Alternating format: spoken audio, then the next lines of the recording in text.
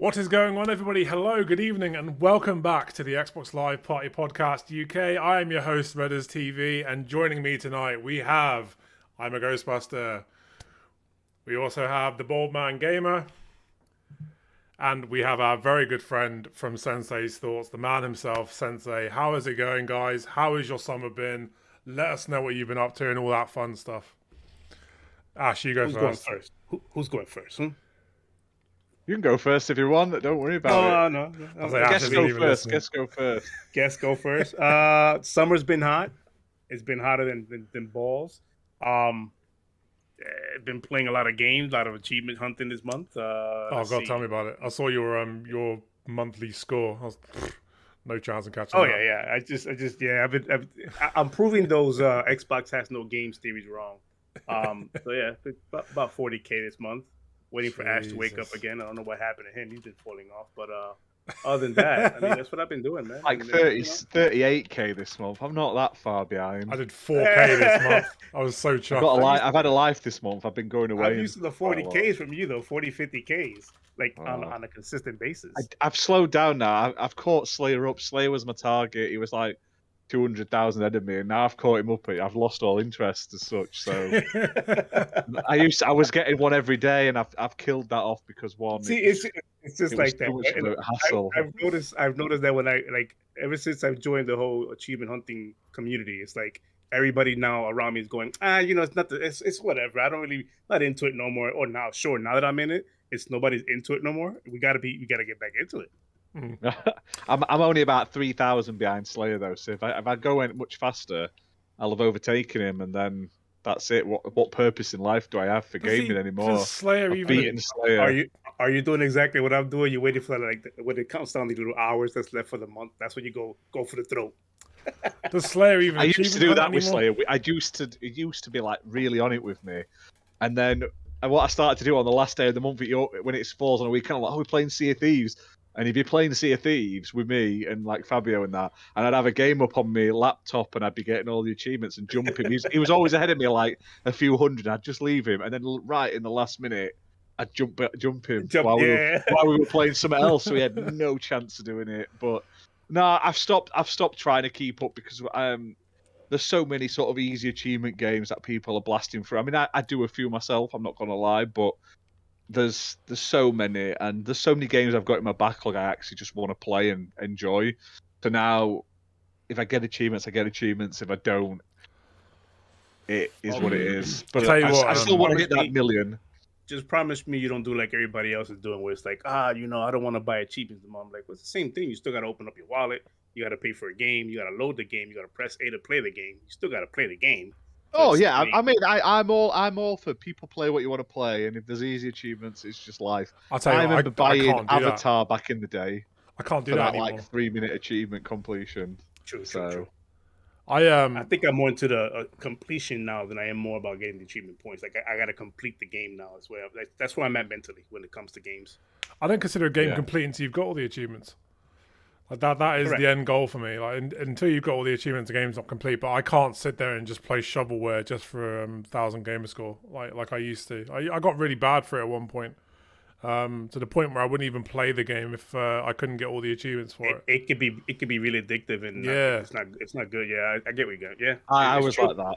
To be fair though, I will admit though, if I see a game's got blocked achievements or discontinued achievements, I just don't play it, because if I haven't got a chance in hell, and if they can't be asked to fix their achievements, then they don't deserve my money. Yeah, I mean, even if I'm not absolutely, even if I'm not going to play the game enough to get all the achievements, the fact that they've removed them or they've never bothered to fix them, then bugger them. They don't deserve my money. But I agree though. I think achievements need a good looking at, but also I don't like these games. I play them and I get stuff through reviews and stuff as well, so I do play a lot of them. Where the achievements, you've got the 1,000 gamer score before you're like halfway through the game. You should at least have to finish all the levels at least to have a full 1,000. I'm there with you. I have to agree with you. There's a lot of games that are like, I enjoy the game, but once the achievements, all of them pop in the first 10 minutes of the game, it's almost like, what am I really? I mean, I don't get me wrong, I enjoy the game, but it's the incentive is no longer there. for me to continue on playing. Yeah, the there's a few games I've dropped off in the exact same reason, and I've not been enjoying the game, but I'm like, I'm never going to get any more achievements, even though I've still got like half a game left. Yeah. So I'm like, meh, I'll just move on to the next one. But I don't think they've been built for shovelware for achievements.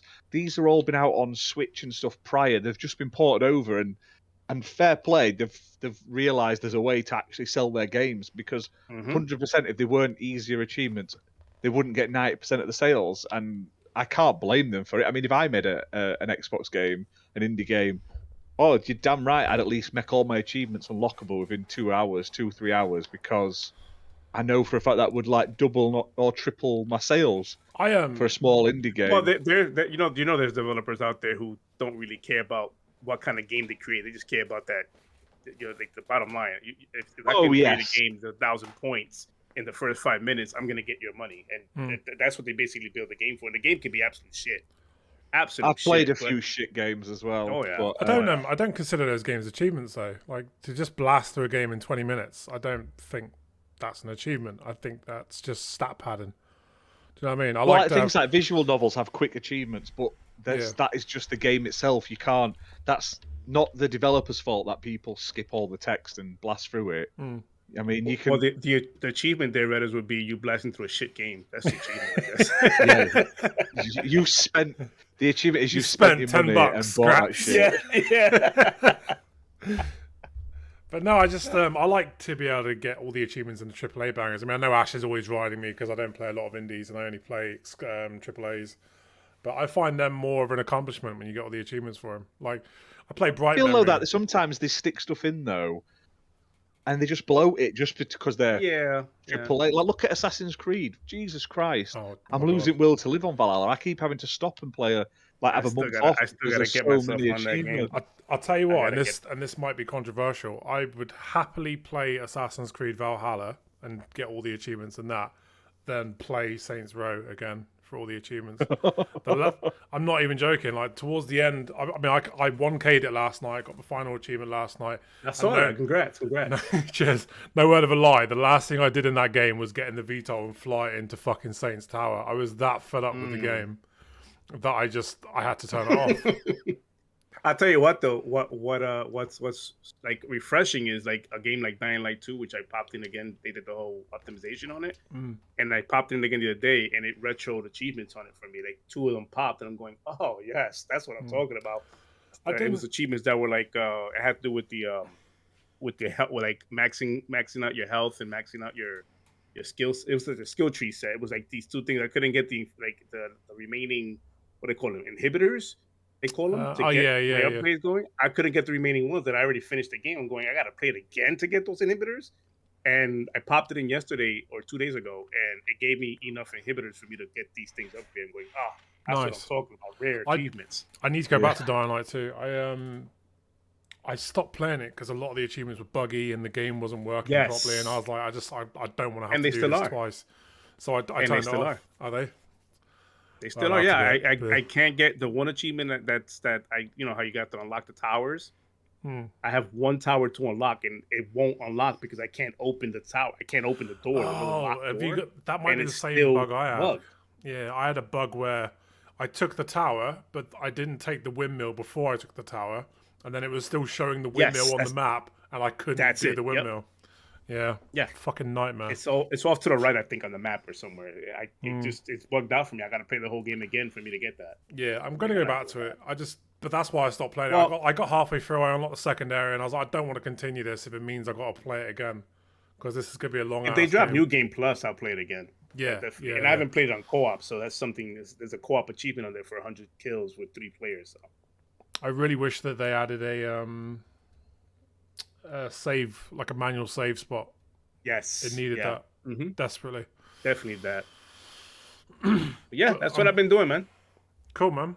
So yeah, I've been playing Saints Row for the last week, like pretty much religiously. Yeah, I saw your review.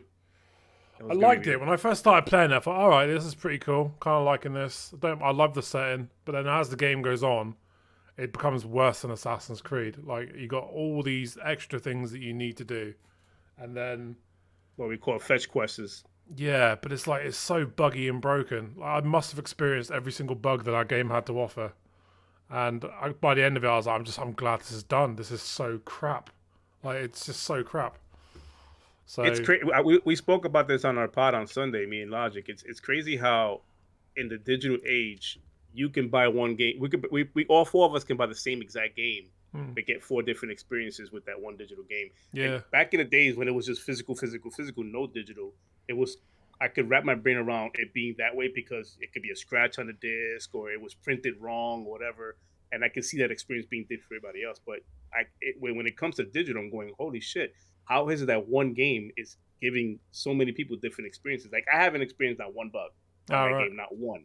Yeah. But I know people, I know like you guys, like who's played it, who experienced the bugs. I'm going, I don't know, I haven't seen that yet. I must have had every bug that is possible of having. I had like game crashes. I had missions that wouldn't start. I had collectibles I couldn't collect. I had this weird. And those are well reported. I had this weird graphical bug where I was always running around dual wielding 2 submachine guns despite me using like a shotgun or always the 2 machine guns, and it just doesn't really change guns. Yeah, really weird. But yeah, I've had everything in that game, like cars randomly flying off the map. I've been fortunate. Hopefully, I don't get those, man. But I've been fortunate to like not have one bug. Yeah, I've got like 14 hours played into it so far. And I'm finding myself doing all the side shit before I can do main stuff, and that's when the game. That's when, if I continue doing that, that's when it's going to get to that point. Like, okay, do I really want to keep doing this, or do I want to play main? Yeah. For the 1K, it took me 2 days and like 5 hours. So it's like 50 hours, 55 hours, something like that, to get all the achievements. So it's not too bad, but that felt like 55 hours. You know what I mean? It was a slog by the end of it. And to be fair, I've sunk 3 times that into Assassin's Creed. So I got to get back into Assassin's Creed Valhalla. Like I've been trying to get myself back to playing that game, but it's just too much. It's hard, man. And I'm at the end game. I'm literally at the end game. Yeah. And every time I pop it in, I'm going, oh god. I've just finished the bit with the Dawn of Ragnarok DLC. It's just pulled me out of Odin's dream, whatever it is, and I've got to do like the mastery challenges and stuff. Just don't want to do it. The masteries just ruined the game for me because it just highlights the fact how difficult it's become to be an assassin. Do you know what I mean? That's why I don't like doing them anymore. I was just muted all the way through that, so I was talking away and trying to join the conversation.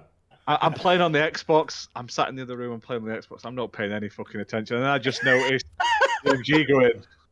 And I'm like, oh, look, it's just me being a knob. Ash has really missed the podcast. He's so excited to be part on it, like taking part. I am. Do you know what? I like to play games every now and again. I like to chill. I'm away all weekend. I'm down in Wales for weekend. So I'm getting me gaming in now while I can. I wouldn't go near GamesCom. You might get ill. Ginna's always ill. I know he's always fucking ill. Oh, I'm not. I've 35 quid to park in Cardiff for a day. Robin, that's ridiculous. Lover lovers. BMG. I couldn't get another car park. I looked everywhere and I'm fuming. So, BMG, what have you been playing this week? Destiny, I'm guessing? Well, yeah, Destiny, and my gamer score this month, I've done about 40. 40,000? No, 40. Oh. Just 4-0? Just 4-0. It's because I don't play games for trophies, achievements. I am not an achievement whore or a trophy whore. I just play games for fun and story and needs to get good. Anything else. See, yeah. No, I don't do the whole achievement Logic thing. has you beat. He doesn't do achievements at all. He has you beat. And I don't even know how I got the 40. That was 40G just for switching Destiny on for a month because they're just like, thank you for playing, please. Quite possibly. Yeah, quite possibly. But yeah, mainly Destiny. I've been hitting up the new season, which is now live. Does that mean they've deleted the old season and all the other DLC that came before it? No, they don't. No, because had you watched the Superior showcase over Gamescom opening live, you would have known about it. Yes, you would know they are not sunsetting any more expansion. Oh, that's nice of them. Now that they've deleted like 4 expansions worth. Yeah, but see, seasons are like any other thing. Fortnite, does anyone moan they can't play season 3 of Fortnite anymore? No, because we're on the new shit. See, so seasons, we're on the new season, we're pirates, we're having fun. But how's the plunder going? Is that really fun? It is. It's actually quite a really good season. You're on a ship, and then you're defending your ship, and then jumping over to another ship and going stealing their hoard. It's fun. I'm not keen on what they're doing with the story at the moment. Hopefully things will change because this season runs to the 8th of December. So what they're doing is limiting how much of the season story you can do each week, which is a bit because I know a lot of people like to power through it. They're feeding you in morsels, like little nuggets. Yeah, it's literally. I got so far last week, and it said, these two have got to talk. Come back, they'll get in touch with you when you can move forward. And then I got a message saying you can now do your next bit, and like, you bastards, you're making me do bit by bit each week. But the amount of content that's in there, there's loads. There's more people coming back to Destiny. I don't know why not everyone's playing it because it's like the best live service game on console. I 1K'd it and then never went back. And then I read about the DLC getting taken away despite people paying for it. And then I was like, that's not for me. So you go for achievements. If there was a AAA game that came out that had 0 achievements, would you play it? No, I wouldn't. So straight up, I wouldn't play it. Starfield that's coming out is going to have no achievements. There's been games in the preview program that I thought, oh yeah, that looks really cool, and then I've gone to play it, no achievements. I'll wait until the achievements come out. That is like that with Grounded. I can't say that. That is the selling point for Grounded, and then went back and played it when they added achievements. Don't be lazy. It takes 5 minutes to stick some achievements in. Yeah, just bog standard ones if you must. Don't need them. Don't need them. You do need them. I'll tell you what. Unfortunately, these consoles have, whether it be PlayStation or Xbox, has conditioned me to want achievements or trophies in the game. If it's not there, I probably wouldn't even play the game. Yeah. But would that not? Because obviously, I've never chased trophies. I've never chased achievements. But the enjoyment of games that I get is the story, the experience. Doing what it has to offer. But does that? I just think that it just seems to could be a waste. Does that not hinder the experience? That you can not at all. Play it with achievements. No, not at all. Actually, I would argue it enhances the experience. It's almost like, think of it as in-game challenges. It's just evolved into achievements. Yeah, exactly. But with the achievement, it's more of a visual thing. It's popping, especially if it's a rare achievement. It's one of those things that have been conditioned over the time with Xbox to hear the sound, see the visuals. That challenge is now validated because I did the challenge they wanted me to do, and they gave me the points for it. It's a validation system at that point. Yeah, that's how I feel. I mean, if I play a game and it's got no achievements, that'll hold my attention for maybe half an hour at best. But if you stick achievements in that game where I have to earn them to do stuff, I'll play it for a lot longer. Absolutely. I've talked about this before on the show. I've got a bit of an addictive personality, and I love collecting things. Hence why the Funkos and stuff. And I used to collect these sticker books, the football sticker books. And you used to be able to get shiny cards, and you literally had to collect the whole annual sticker book. And I started collecting those at a young age. And then as I got a bit older, there used to be this website called Pogo, where you would sign up and play like these Java-based games, and they would give you achievements, and you'd unlock like little badges and stuff. Like play 50 games, and that's what got me hooked on the whole idea of I can play games and collect achievements. So it's kind of like I just love collecting things, so that's why I play Xbox primarily now, because I like getting achievements and stuff, and I don't consider a game complete until you've got all the achievements. Although, to be fair, the one game I do play over and over again is the Call of Duty title. Once I finish the achievements on them, I'm still playing it because of the multiplayer. So to be fair, that I would play over and over again with achievements. But that's a multiplayer. I used to be that way with Call of Duty until they added zombies to it. I can't stand zombies. And now every COD seems to have a zombies mode with achievements. I'm not a zombies guy. Like, that's my son. He plays a lot. Like he's into the Easter egg hunting and that kind of stuff with zombies. I'm not really into zombies. Like I used to be back in like the Black Ops 2 days, but zombies as of late has not been eye-catching to me. Yeah. To be fair though, the last Modern Warfare I played, even though I got most of the achievements, I kept playing that because that was fun. I liked the last Modern Warfare. I'm looking forward to the new one. The 2019, the last one came out? Yeah, that was good. I'm excited for this year's. I am too. Really good. I'm different to you guys. So I agree with Redders. Like I have got a very sort of compulsive sort of got to own everything, sort of collectible sort of mentality. So Pokemon, on man, Xbox, ruined it for us. It did. It's ruined me as a kid. It's ruined me as a kid. I have stages where I'll get something and I have to get everything. So I've just started reading again, and now I've ended up buying so many books because I'm like, I need to have that book, I need to have that book, and I just like to have them.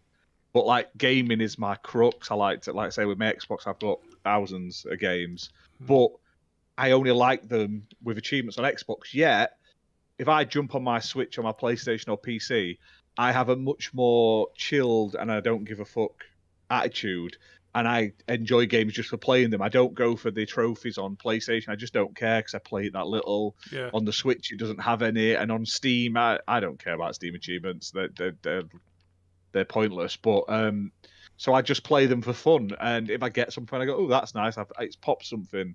But it's only on Xbox where I hammer it for the achievements and the completions and stuff like that. Yeah, I think there is something. In some ways, it enhances a game. Like Redders says, I will play a game longer if I'm going for the achievements over if it doesn't. But then also it ruins it at the same time because it's like I've got to finish this game. I've got a couple of games where I'm missing one achievement, and I'm like, I really don't want to have to replay the entire game because I don't have like my original 360 save, or the game is just that dog. I really don't want to do it, but I'm gonna because I need to get that rounded number, then I can delete it off my hard drive. Yeah. Whereas on the Switch and that, if I don't enjoy it, I just don't play it. Or if I do enjoy it, I just play it for fun. So it's like a seesaw or a swings and roundabout sort of thing. Sometimes it's better, sometimes it's a lot worse. For me personally, anyway. It is that bad for me as well. As soon as I got the game completed, I uninstalled it. Just uninstall it. I don't even bother going back to it. Yeah. Straight uninstall. No, go. So I go on. Hello? Yeah. Oh, yeah. So yeah, say what you're going to say, Sensei. Sorry, I cut you off. Oh, no, I didn't want to cut you off. Sorry. No, I was saying I was explaining this to one of my family members, my cousin, where he was like, I don't quite understand why people go for trophies or Steam achievements or whatever achievements. And he's a sports guy, and I try to explain to him the same thing as playing sports. You play sports to get a trophy, right? An MVP, some sort of award to get you, validated in what you've done. Same thing with games. I mean, it's the same. It's one of those things where like I'm validated for doing that, but with what Ash said, I agree. It's one of those things where it can ruin the game as well. Yeah. Because if it has, he said, one achievement left, you got to play the whole game again, and the developers added like open world, like free roam afterwards, like where you still can go back and free roam after you finish the game. They don't have that. Like you have to literally play the whole game again. Yeah. That's annoying. That's very annoying. I still have moments where like I wouldn't even touch a game if I don't think I can get all the achievements. That's how like addictive it can be. Yeah. I'm trying to get better. I've had that at the moment, but I've started just playing stuff. But yeah, it just puts you off, doesn't it? It's like since I got banned from Smite, I'm actually playing a lot more games and enjoying games again, which is nice. I'm actually quite glad I got banned. I've been having some blast. Get banned from Smite? There's only abusing children on it, like verbally abusing little kids. There's only so many times you can tell someone. Basically, he got wrecked by a 10-year-old, and he raged. To be fair, though, we did get abused by 10-year-olds on Multiversus that time, didn't we? Yeah, we did. So I reported them, but I reported 10-year-olds. They won as well. That was the funny thing.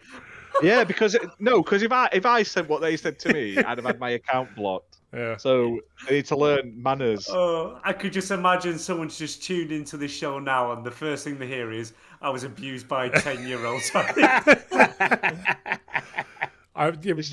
We beat. Actually, no, they beat us, didn't they? They beat us, and they sent us in one game, and then they started playing with like sweaty teams. They sent us a message saying like, imagine losing to Superman. Imagine losing as Superman and Taz get good scrub. No, it was Velma, wasn't it? And like my Velma's level 2. I've got none of the perks. What do you want from me? No, it's all for me. Is I see a game, I like what it is, I play it. Once I've done the story, that's it. The game is done. I don't tend to bother with DLC. It's very rare I do DLC, but once I just do the story. As far as I'm concerned, once the story's finished, that's the game done. That's the same for me on as to the next with game. achievements. As soon as I got all the But without achievements, that's it. achievements. The game gets uninstalled and I move on to something else. Yeah. I don't But keep it on the hard drive. I just literally can get all the achievements and then fuck it off. But to Yeah, be I'm fair, like like games installed wise, you'd be lucky if I have 3 games installed at any one time because I don't like too much choice. Oh Jesus! I like to limit myself at a time because I just find it overwhelming. I end up deleting it repeatedly. I'll tell you because what. it's like it's too much. I have too much. 600 games installed right Yeah. now, and Oh. I can never choose what I want to play. It's horrendous. Luckily, Xbox has those grouping options, which is amazing. It's so good. So I've got like a group for things I want to play this year, like just for fun, things that I want to hit my achievements and delete, and then things for reviews, basically, just so I can keep track of stuff. But I'll tell you what. Since I Yeah. started flying to Argentina via ENEBA Airways, I have more games now than I know what to do with. It's too much for me. Too much. I can't have too much choice. I set myself just sit and look these at it. little challenges. I get 20 quid. I'm like, right, let's see how many games I can buy for 20 quid on ENEBA. And I've got like 6 new games a month that I can play. And it blows my mind. It feels criminal, man, to do it. it is Speaking of criminal. that, That's why. I do need to go on ENEBA using the XBL code to get Dead Island. Do need to get it in the description below if anyone's looking for get some games on the cheap. I do need to do it's that. insane. It is really insane. The amount of money I've saved on games this past 3 months is We no must one's say business. though, you can get it for your actual region. So you can get worldwide codes, you can get UK codes, you can get American codes from like every region. So yeah, just remember that, kids. And So- save money in the times of inflation around the world going through the roof. It's all about That's going to be saving my money. argument if Xbox ever pull me up on it, because like I literally get all my games from Argentina now. I don't buy them from the UK at all. If Xbox ever pull me up, I'm going to play I'm in a cost of living crisis. I have to save money where I can. I don't think they'd pull you up because I don't know how they would check. To be fair, honestly, Yeah. because you're not actually buying it on their platform; you're just redeeming the code. Do you know what I mean? It's They a might very find it a weird bit one. fishy how I can And they're teleport from still Britain to making money. Argentina like every month. Yeah. But they're still making money out of it. They're still getting a cut out of it wherever you get it from. There's so many different like screws and cheap things you can get that they know about, but they're not bothered. Like People have been doing Game it. sharing. People have been doing it for years though to get the region differences in games to get all the achievements. Because a lot of achievements stack, so they buy the Japanese version, they buy the other versions just to get the. I used to log into my Xbox, change it to America to go on the American store to get like when they had tie-in games that we didn't get, you know, like free to play, Yeah. terrible, really bad like that Ben-Hur game and stuff like that. Oh, that was dreadful, wasn't it? Yeah, got but that there was one. there was a couple of games you could only get in America, and some in Japan the same. So I've changed my actual account on my Xbox to allow it. But it used to be you could only do it every like 3 months, and then they dropped it to like every month. So Yeah. I think they know exactly what they're doing. Do you know what I mean? Yeah. It's like Xbox has been very friendly, very friendly. Yeah, it's like Game Pass Ultimate. I can pick up off one of the codes off an eBay, get Xbox Ultimate Game Pass cheap, right? You literally can get like £10 to £15 knocked off for a 3-month code. Yet if I don't turn on auto renew on the Xbox, they will give me an extra month, so I'm getting 4 months for like 20 quid to turn on auto renew, to then turn it off straight away and still get my 4 months. They know what we're they're doing it. Yeah, they know what they're Yeah. doing.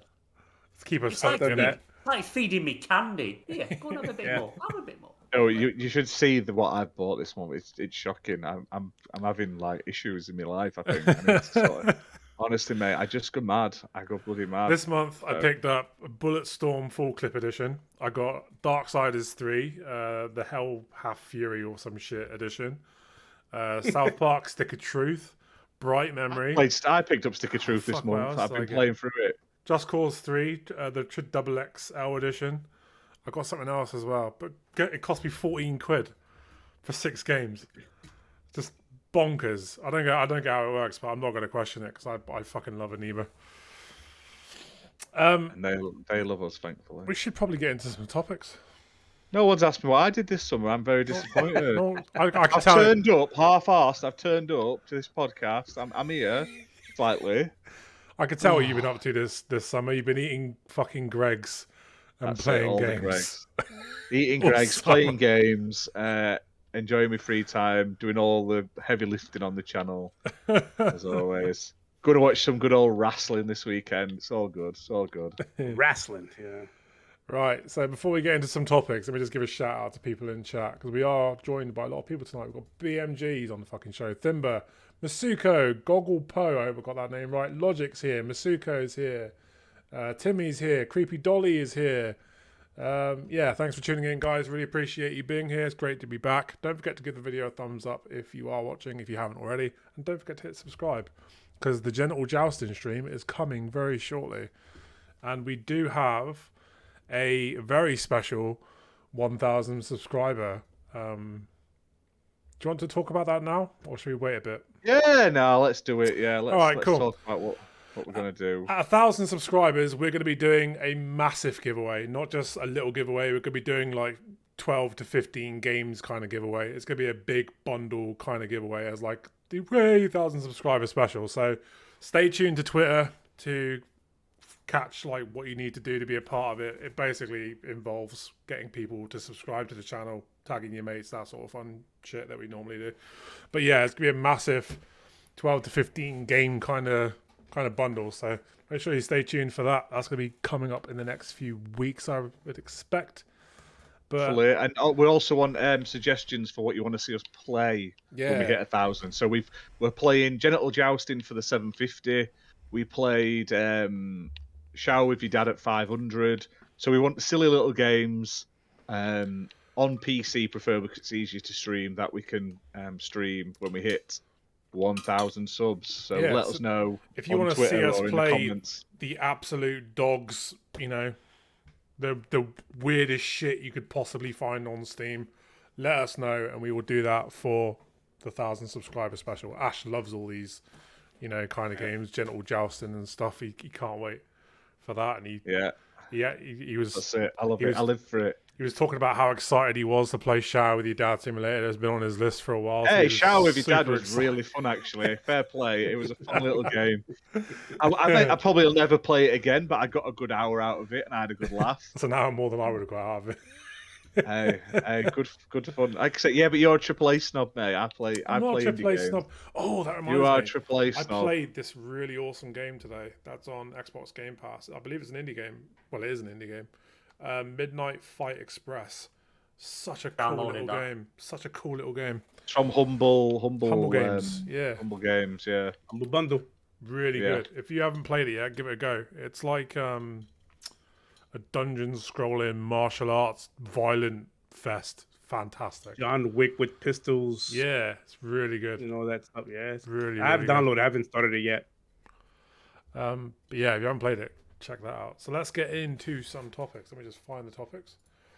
While he's finding the topics quickly, check out A Tale of Paper, I think it's called.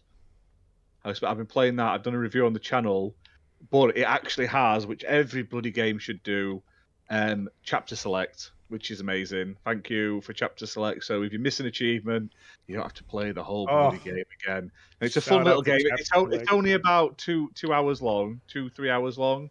But knowing that if I miss an achievement, like for one of the collectibles, I can just jump to him and I only have to play about 10-15 minutes instead of a full 3-hour playthrough. Yeah, it's all games should have chapter selects once you complete it. Every game should have that. Yep. So support devs that do support things like that.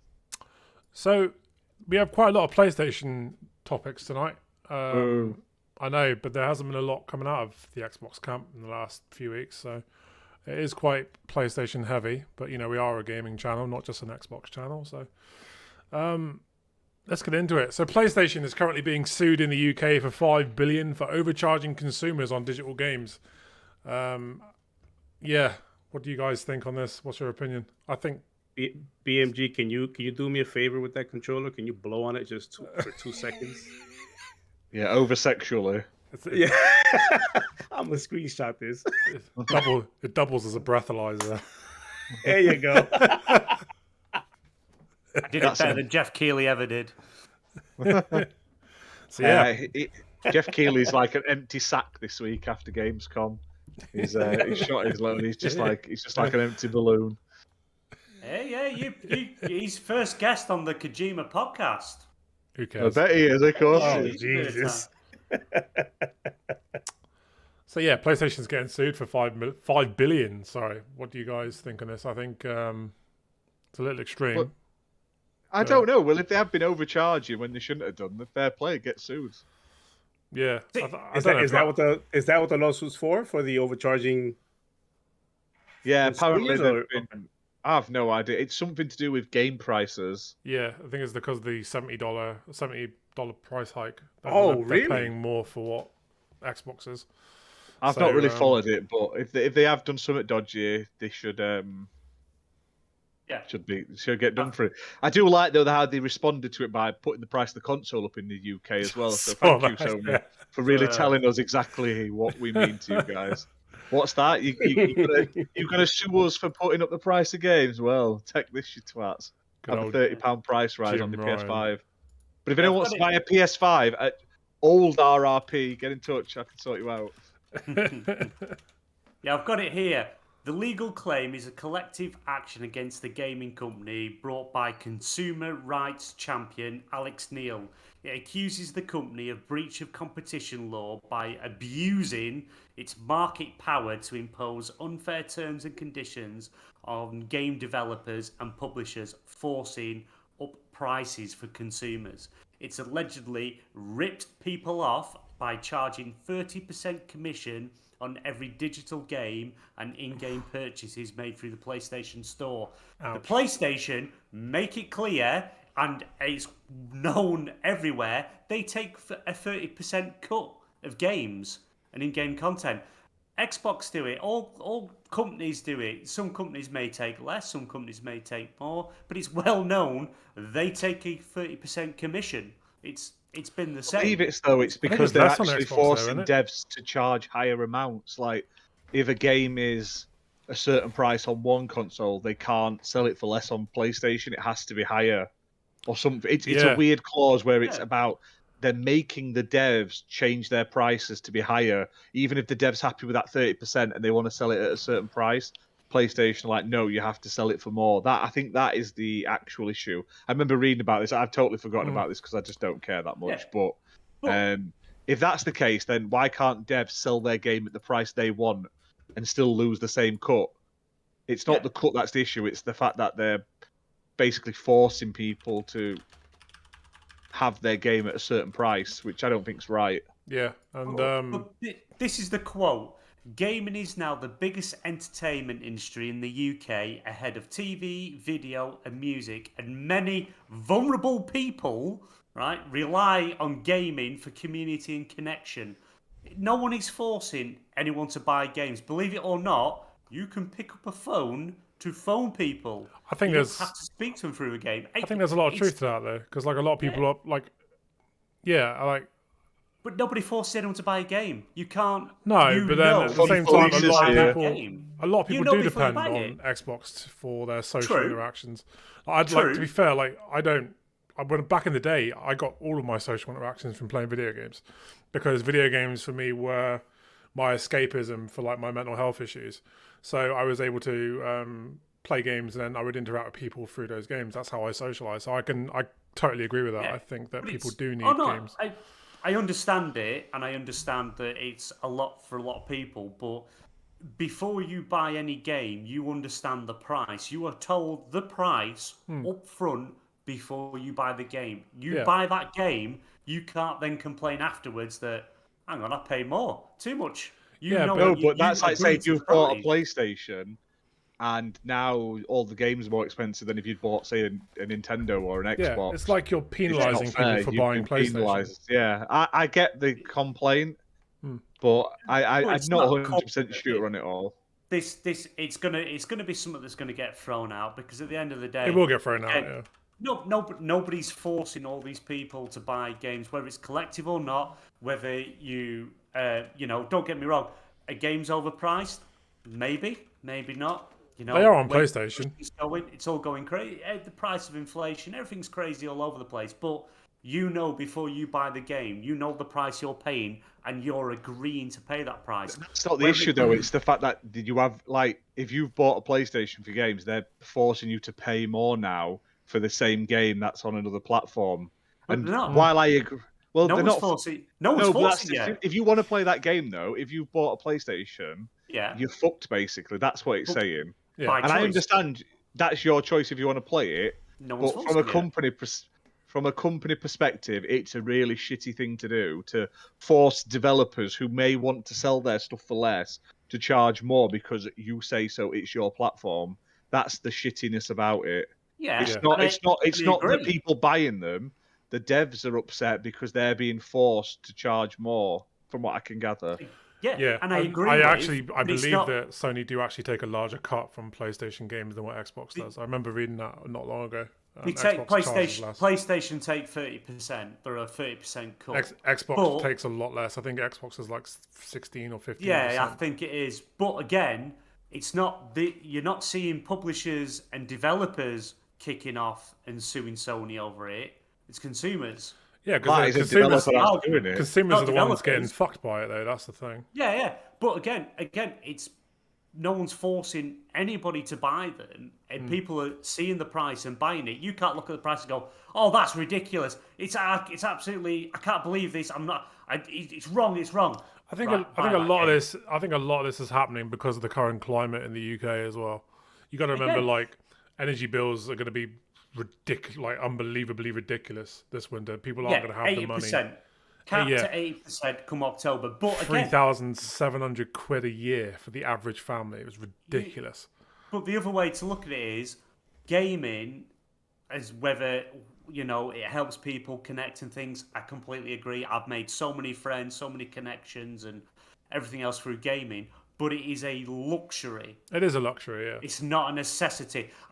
Don't get me wrong. When I say it's not a necessity, to a point, I do think it is, because it is a lot of communication and connecting with people, and in that sense, it's worth it's every a necessity. penny. Yeah. Well, I think BMG. I think that gap is closing. It's closed in this in recent time where it's closed, but it is still a luxury. It's still a hobby. When I'm saying it's a luxury and stuff, and it's I mean, as in with you, everyone's like, as in from paying like bills, household bills. That from that side of it, definitely is a luxury thing. The other side of it, it's a necessity. I need gaming. I love getting this, man. I think of it as like, well, you know, the fucking UK is in the worst state it's been in decades. You know, the cost of living crisis is out of control. Fucking price of gas, electricity's gone through the roof. People need something to not make them fucking depressed. And that's where gaming's going to come in, because that's how people are going to get away from it. This winter, I'm fucking planning on wrapping up on the sofa in a duvet and hibernating on the Xbox until fucking spring. That's what I'm planning on doing, because there's no way in hell I'm going to be able to afford to keep the fucking heating on. No, it's same. I agreed. It's gaming is a very big part of what I think. In that regard, it has become a necessity for a lot of people. It's their way of coping with the absolute shit show that's going on in this country. But if you have a choice between gaming, eating, and heating, gaming's the first thing that's going to go. Because... No, it won't be, because I got ENEBA. Good shout. But for, you know, it's to be honest, I'm very lucky that I've got a price freeze till next year, so that. Oh, that's why he's lording it over us. Yeah, I know. Fucking. He's fine. Dickhead here. I'm fine. You freeze, and I'll play games. You pay more. You sound like a Sony Muppet. Muppet in the chat. Look at Muppet. Look what Muppet wrote in the chat. Though he's right. The Series X does it. I'm gonna. And that's why you should all start playing physical discs again, because it spins the disc and makes it even warmer. So over Christmas, if you're struggling with your heating, put a disc. Honestly, I tell you what, I've started buying digital copies of all my physical, because I get sick of swapping discs for my kids and stuff. Worse than like after 5 minutes, I want a different disc. So I started buying them, but yeah, you notice when there's no disc spinning, it's definitely a cooler console. I'll tell you what though, like the last few weeks, it's been about a month. My Xbox has started fucking making a lot of noise, like PS4 kind of noise. I don't know what's caused You're it. not supposed to put your dick in it. You're not. I thought that was like. No. Oh, okay. Mine's still silent. Mine gives off a fair I'm not trying to bit be. of I'm not trying to be funny, Reddit, but have you dusted it recently? Not recently. It is on like a fucking. I got an IKEA unit, and it is quite close to like the top of the unit. I'm wondering if that's. Oh, that's why probably it's why getting hot. then. Yeah, you need to give it a bit of air, and also when it's installing it can be noisy when it's installing or running a disc. Oh no, it's playing Saints Row. It sounds like a fucking jet engine taking off. See, mine's still silent. Mine makes a bit of noise on like 3 games, and it's only 3 games. At certain points, it'll just suddenly like rev up and be like, and then it just goes quiet again. So I don't know. The UK heatwave has killed my fucking Elite as well. My Elite controller. Like ever since the heatwave, my rubber grips have started peeling off. I think the heat has just made the glue just do nothing. That might be the sweat making the glue. I don't honestly. It's been fine ever since I bought it, and then as soon as we had that heatwave, my rubber grips are coming off. Yeah. But from the, I don't think this lawsuit's going to go anywhere. I think it's going to be chucked out the window because at the end of the day, it is a personal choice. People buy games at the price in. Don't get me wrong. I do agree with Sony charging more than they should. Yeah, possibly. Could they take a bit of a less of a cut and take maybe a couple of million less in profits? Yeah, definitely. But... I think they're using their market share to bully consumers. I honestly think that's what they're doing. Like no other company is doing this price hike shit. I think when it's funny that they've done the price hike shit, but not in their most closely fought market as well. You can't say it's about inflation and shit, and then only do it in certain markets where you're way ahead. It's quite obvious. Well, I mean, I know it's been it's documented that they haven't done it in the US, the price hike for their consoles, but technically they have, because if you go to the PlayStation Direct store and try to get a PlayStation 5 at the moment, it's only the ones bundled in with Horizon, which is $50. They always do that, though. They do that in the UK. You don't have a choice to get a regular console, so you are paying the price hike that way. Yeah, it costs Sony nothing to include a first-party game into. So Sony are buggers for that though, because they did that with the discless one. They were like, "Look how cheap this discless console is," and then and I know a few people that own game shops in the UK, and they were able to get like one for every 20 disc-based ones. So there was no stock of discless compared to disc consoles. So do they even exist? That's it. It's just so they can say we are cheaper, but you're not, because 90% of your customers can't actually get one. It's a scummy tactic that other companies do as well. That's what I'm saying. Even here in the States, even when you can't on the physical side of the physical PlayStation 5, if you try to get one from the PlayStation, all you're gonna get is the bundle. So the price hike is already baked in there. Yeah, but you at least get a game with it though. We don't. But get but if you don't want to play Horizon, you're stuck with it. They started including games in England. They did that anyway. We've had a lot of bundles in.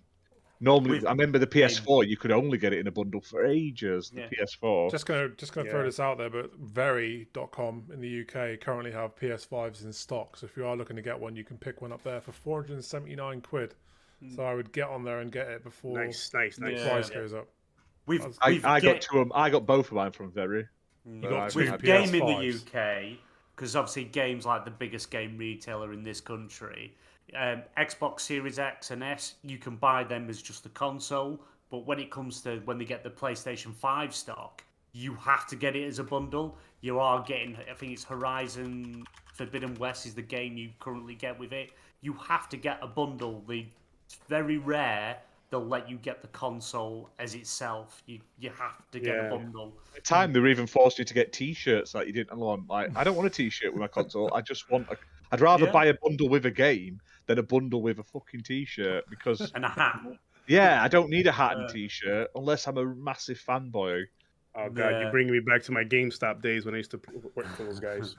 But if there is to get the T-shirts and hats free with pre-orders, I used to love getting those cheap, nasty game T-shirts that you would get for buying a game. But the fact that they were literally, and they were extortionate for the PS5s in the UK, but you could only get them, like BMG says, in stupid bundles. And you can't complete a Sweatfest without the shirt. You need the shirt. But with just talking about getting the games consoles and stuff, if there is actually anyone out there still looking for a Series X, you can get them actually Everywhere. off the Microsoft Store from your console if you know, if you want to buy digitally. Literally, they're so much easier to get a hold of now. Do you guys feel like there's... Sorry, BMG, go on. I just fucking realised. No. I can hear dogs barking again. Do you guys think there's like a shift in popularity within the media in PlayStation? Because like for a long time it felt like PlayStation was king, and now it's starting to feel like it's going the other way. Like PlayStation seems to be ruffling a lot more feathers than normal. Xbox seems to be getting nothing but good publicity, and PlayStation seems to be getting bad publicity. I just feel like it's a seesaw when it comes to console generations. I mean, it was like that for 360 era, then it went back to the PlayStation era, and now it's back to Xbox era. It's a seesaw throughout the whole thing. And what PlayStation's doing now is, it's unfortunate, but in my opinion, they're acting more of a business, like bottom line business, stockholders, that kind of stuff, than they are gamers kind of thing. Where Xbox is being friendly this time with the gamers, putting us in the forefront of every decision they're making. It kind of feels that way, and the media is just following suit because it's popular. It's whatever gets them the traffic. It's what they're going to jump on. Fuck, so now that even Kotaku's been Xbox looking pretty, they're going to jump on Xbox bandwagon. That's how it's always been in the history of console when it comes to marketing it.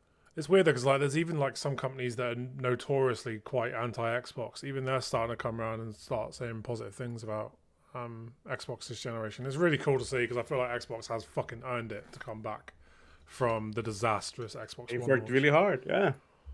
I was last generation. I was PlayStation 4 right up until probably say just before the Series X was announced at Game Awards. My nephew had said, he says, "Do you know anyone who wants an Xbox One?" And I was like, "No." And he says, "Would you want it?" And I was like, "Well, how much do you want for it?" He says, 50 quid, you can have it. I went, go on then. He says, Game Pass is brilliant. I'm like, well, what's Game Pass? Because I'd never heard of it. Never heard of it. Because anything that was Xbox, I switched off from because of the way things kind of got announced and things like that. And discovering Game Pass and what's in it and the amount of games that I have played, and for, Quantum Break even, is a game I always wanted to play, because I liked the idea of the playing the game with that, depending on your decisions, depending on what you saw in the TV show. Absolutely amazing thing, I thought, and I was so excited to play it because it was on Game Pass and really enjoyed the game. Brilliant game, still is. Still on Game Pass, and it doesn't have the 60 frames mode, but it has auto HDR, so you're playing it in near enough 4K. It looks beautiful. Highly recommend anyone playing it. And the TV show I actually enjoyed. It's a shame we're not going to see another one, but discovering Game Pass and where it's gone from there to where we are now, and how the industry is sort of changing slowly, even with PlayStation changing slowly to what Game Pass is. It's, it just shows that it's an amazing thing, amazing deal, and Xbox deserve every credit they've got going. The stuff they're doing, it's just amazing. And like at GamesCom, there was last week, they had a big presence there on the show floor. There's a lot of media coverage, a lot of stuff they were doing. So I posted it in the topics. Jez Corden got to try out xCloud. They're actually trademarked as xCloud. Yeah, the trademarks come in for xCloud as well. Which I don't know why they decided to pull away from it, because everybody knows it should have always been xCloud. I don't know why they went away from it. Because it was a code name, wasn't it? It was just the code name, and then cloud gaming. But that's what everybody knows it as. xCloud sounds better, so it's under. To be honest, they probably thought, you know what, it's better. Everyone's using it. We might as well trademark it. But he got to try it out on the new Samsung QLED TV, and he says it's literally. It's just like playing your Xbox. It's more into the Game Pass app for Android, but he says it's brilliant. Absolutely. Obviously, you're in a controlled environment. Will it be different when it's in our own homes? Who knows? But he said for Jez Corden to turn around and say it's the dog's bees. It's kind of like, it's time to pay attention. They're getting everywhere. They want to be everywhere, and It's Xbox. To be honest, so far for me, Xbox are winning.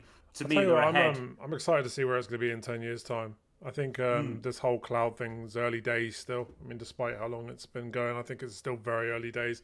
I think we will get to a point where, Xbox Game Pass will be on every device. Whether it's, I think one day we will see PS Now on Xbox, and we will see Xbox Game Pass on PS. I just think it's inevitable. I just think we're waiting for Sony just to say, all right, you know what, you win, fuck it, let's do it.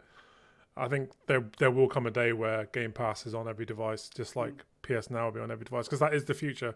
The future isn't in hardware. Hardware's never made profit. They've always been recouping their losses through software sales. So if they can hook on everybody through subscriptions, I just think it'll be a lot more profitable in the long run, and they haven't got to keep making hardware. I do think Sony have a bit of a harder uphill battle, not as in what they've been doing. It's more of, because like I say, Jim Ryan, he's the CEO of PlayStation. He's the new Don Matrick of PlayStation, I think. Everything that comes out he's doing a great job for Xbox at the moment. No, but you've also got to remember, it's quite, because like Phil Spencer, Satya Nadella, they're on the same wavelength. They're quite close communication on the same wavelength. But the problem with you've got part of PlayStation in America, but the board and all that are in Japan, and you're dealing with all that side of it, and you've got a lot of old traditionalists. I think Stubbs said it on Plastic Platforms last night. It's kind of like Jim Ryan isn't just making the decision saying we're doing this. He's got to run it past his board, who are very old Japanese guys, and a lot of them prefer tradition and stuff like that. So maybe it is a bit harder for them to turn the ship a bit quicker than what Xbox can. I don't know. I'm just guessing, but we are going to be in that future where everything's just subscriptions, whether it's a first-party game, second-party, whatever, it's going to be in a subscription service, and we are going to be there eventually. It's just a matter of time. I think the difference between Phil Spencer and Jim Ryan is Phil Spencer's a gamer and Jim Ryan's a businessman. I think that's the difference. Yeah. And it shows, it shows with the way Xbox has turned around. Jim Ryan holds his controller. Yes, I'm going to just... It's bad when you're two heads. One of them doesn't hold the controller properly, and the other one has his console upside down. Yes, it's just weird. I mean, I don't expect them to be sat playing it all day. I get that, but you expect them to have a working knowledge of how it works and use it. Do you know what I mean? Well, it's product knowledge. You have to have like in any smart business, if you don't have product knowledge, you're gonna fail. You have to have product knowledge. I mean. If you're selling me something, are you playing it? Or how many times I've been into a cell phone store where somebody's trying to sell me an iPhone, but their personal phone on their hip is a Samsung device? I'm going, wait, you have one. It's weird. It's like product knowledge is key. Absolutely. But then again, PlayStation, they had that one guy when the console first came out, and he showed you how to take it apart into 1,000 pieces. To clean it, because everybody needs to know that. Here, guys, 20-minute video. Allow me to show you how to void your warranty. Let me just get out this old fucking screwdriver. First, you need to. That guy that looked like he was in a hostage video where he was like, he was like, "Please don't shoot me, sir." The screen pointing gun at him. Like, unfortunately, we're not going to do a video showing you how to put it back together. You have to buy a new one. Oops. I scratched it, taking the lid off. What else? I tell you what's bad about the PS5: the white case, like the fins, like the side of Cell's hat. They have they can have a defect, like a printing defect, where they end up with like a dark circle in the middle of one of them. Mine does that. Mine's got that, and I thought I'd done something or it was melting inside. No, apparently that's just a defect to it being printed, which is stupid. Why make a white console that gives you a big black circle on the side of it? Yeah. They've just released a new model, haven't they?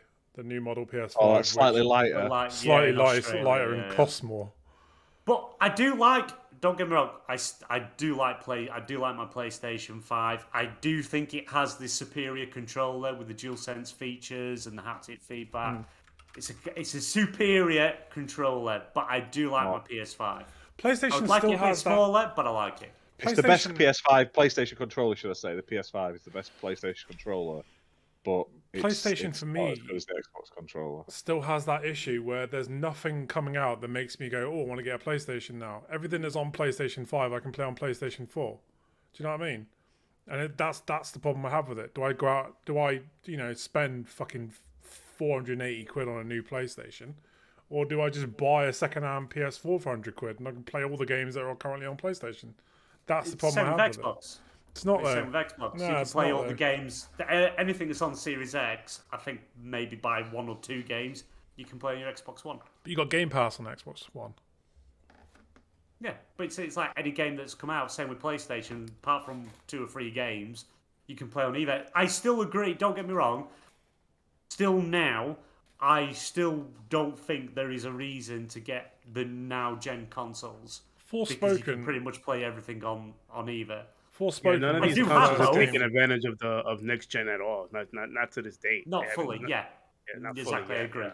I agree. Forspoken was the first game that made me go, "Oh, I need to get a PlayStation now." But after seeing that recently and the fucking lip syncing issues that game has and all the other shit that's come out about it, I just like, just wait. So I'll end up waiting until next year probably to get one, but I will get one eventually. But there's just nothing worth having yet. No, I say that there's no point getting either of them, but I do have a Series X. I do have a PlayStation 5 because my wife likes me and she likes to keep me out of the way. I don't go near her friends and stuff like that. I keep it locked in the other way. That's why she got me. Yeah, that's it. But and I do. Here's a like PlayStation 5 and all the porn you could ever wish to watch. That's it. But again, it's more of the some of the features the consoles have. For the PlayStation, it's the DualSense. For the Series X, it's your quick resume. It's your where it's update. It upscales the games for you. Quick loading stuff like the Xbox again. FPS boost and yeah, it is the better console for me. I have both. It is the better console for me. I've even got the official wireless headset with the Dolby Atmos and all that. Love it. Absolutely love it. And it is, to me, I do prefer the console because it just makes things so much easier. Like you say, you get a game, you've got the console version of whatever console you've got. If you've got the Xbox One, you get it on there. You get the Series X or the Series S, you automatically get that free upgrade for that game. You want to play it on PC, you've got it on PC. You get smart delivery. Yeah. Smart delivery. It's the when it first came out, everyone was a bit smart delivery, and it was at first. But now you see it in practice, it's like genius. If I didn't own any and I had to make a decision about which console I would own in this day and age, it would be Xbox, no brainer. And I'll tell you why, because of Game Pass. There's nothing on PlayStation that can even remotely come close to Game Pass. Yeah. I had to buy one console and pay £14 a month. I got access to fucking hundreds of games. Yeah. I can see those subscription services for both consoles skyrocketing in the UK this Christmas because no one can afford fuck all else. We can't afford to buy new games, so we're all going to be subbing to Game Pass and PS Plus so we can actually play something. Yeah. Here's the thing though, how much of a good thing is that Series S now? After everyone slated it, what a deal that is now, eh?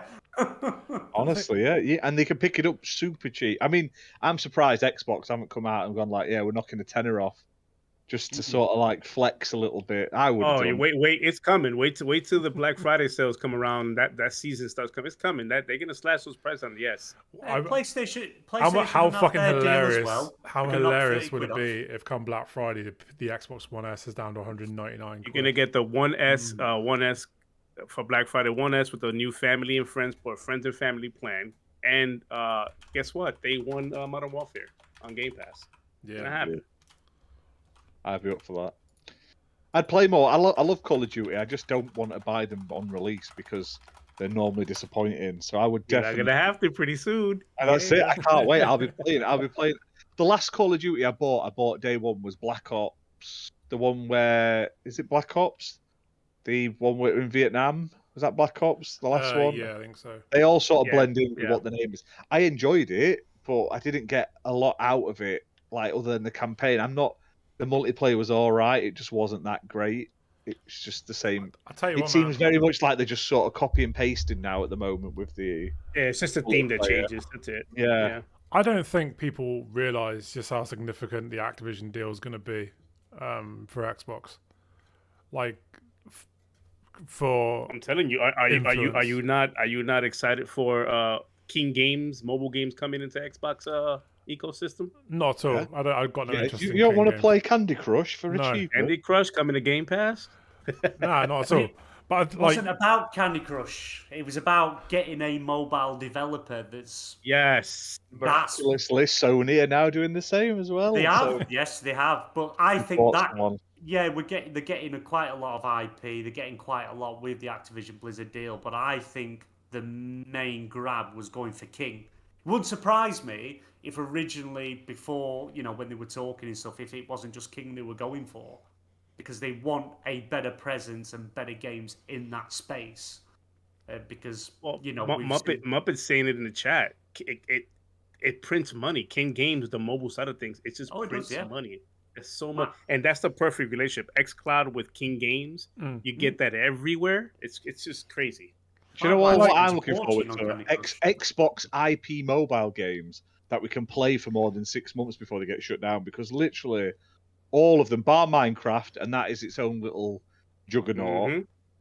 Forza Street shut down, Gears Pop shut down. They just can't get it right, and they keep shutting them down. So I am more than looking forward to like a long-term sort of a presence for Xbox IP and gaming.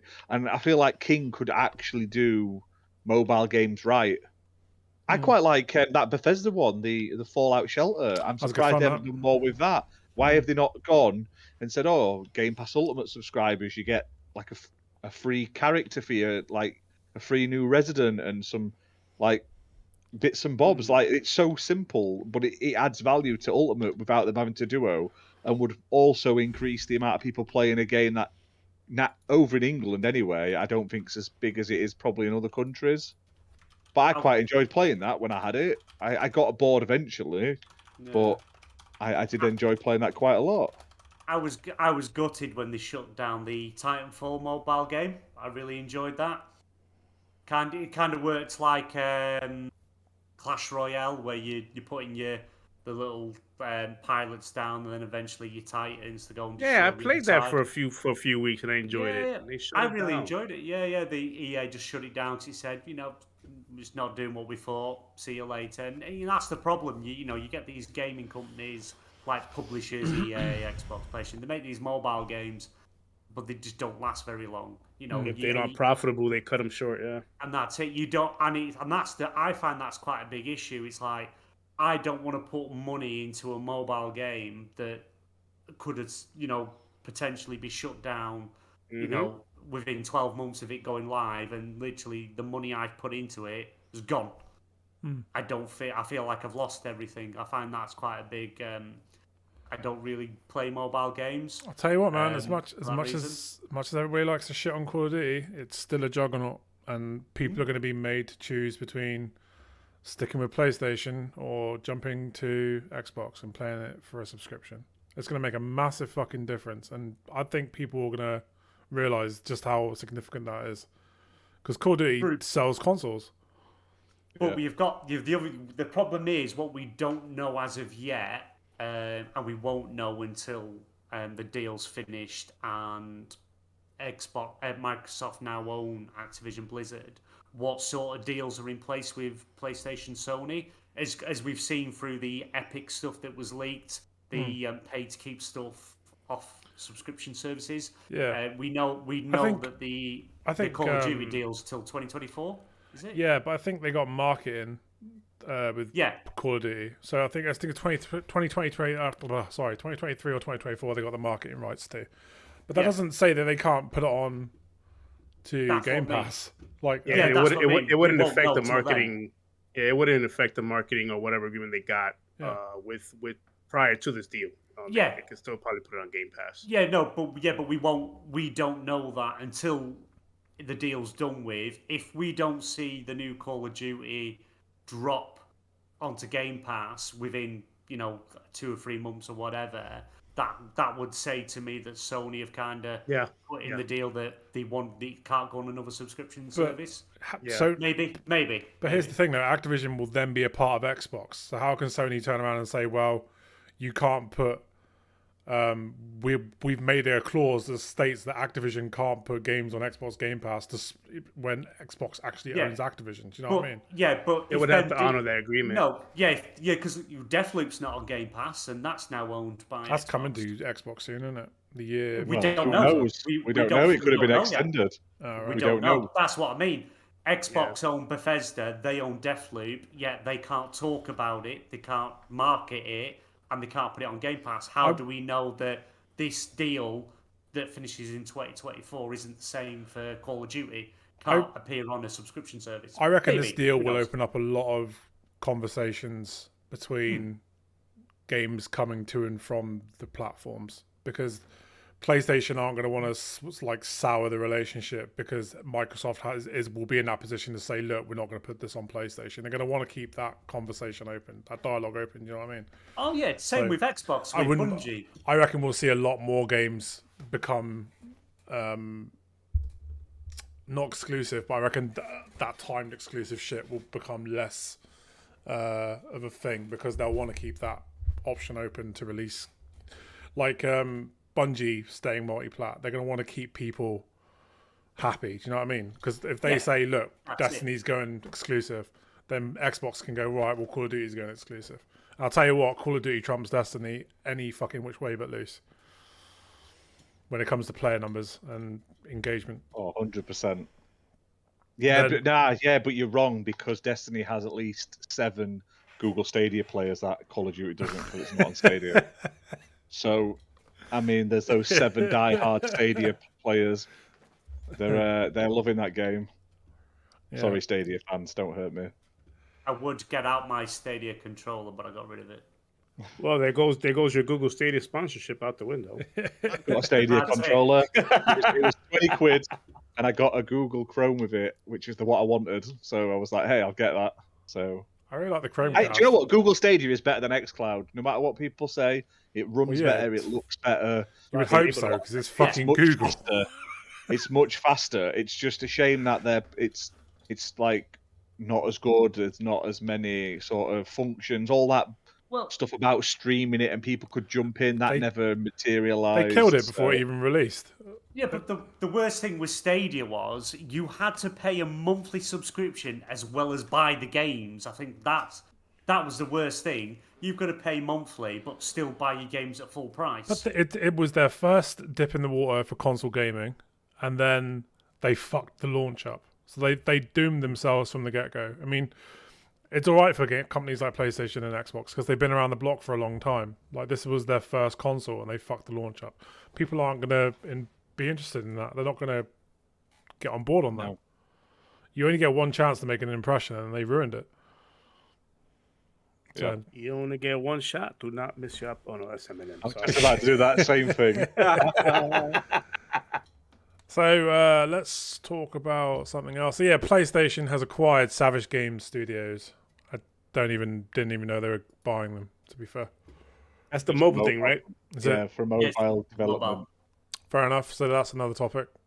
Do you want to talk about it? Why does it feel like Sony's always doing something after Xbox? It's weird. It's always been the other way around, where Sony does the move and then Xbox follows suit.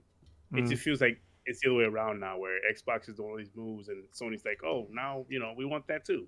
Yeah, they definitely bullshit on it 2 years ago, but we want it now. Yeah. I think not saying though, all you fuckers that moaned about the Xbox One when it came out, all that digital and the sharing, you fuckers that moaned, we'd have had this years ago. It's all on you guys that it took so long. To be fair, the way that Xbox, PlayStation, it's all your fault. You put us back. I don't even blame them. I blame the way Xbox marketed it. Oh, that as well, but it... Ash is frozen, I think. Oh, yeah, that's a perfect picture right there. Oh, yeah. Wow. Screenshot Saturdays. What a face. If they just let it play out. He's lagging out. Am I back? I don't know. I'm You're fine back, on my screen. I'm fine on my screen. It's very You're weird. frozen your yeah, orgasm face. Hey, your mum loves it. But yeah, it was always going to be something that we're going to do, wasn't it? It was just I don't think anyone sees it as a surprise. It's not a shock. Of course, they want a piece of that pie, like they want a piece of the PC pie because haven't they created their own? Is it PlayStation PC Network, whatever they call it? Oh, you don't do that like a launch about the sound. Yeah, they get like a group of team devs to do it.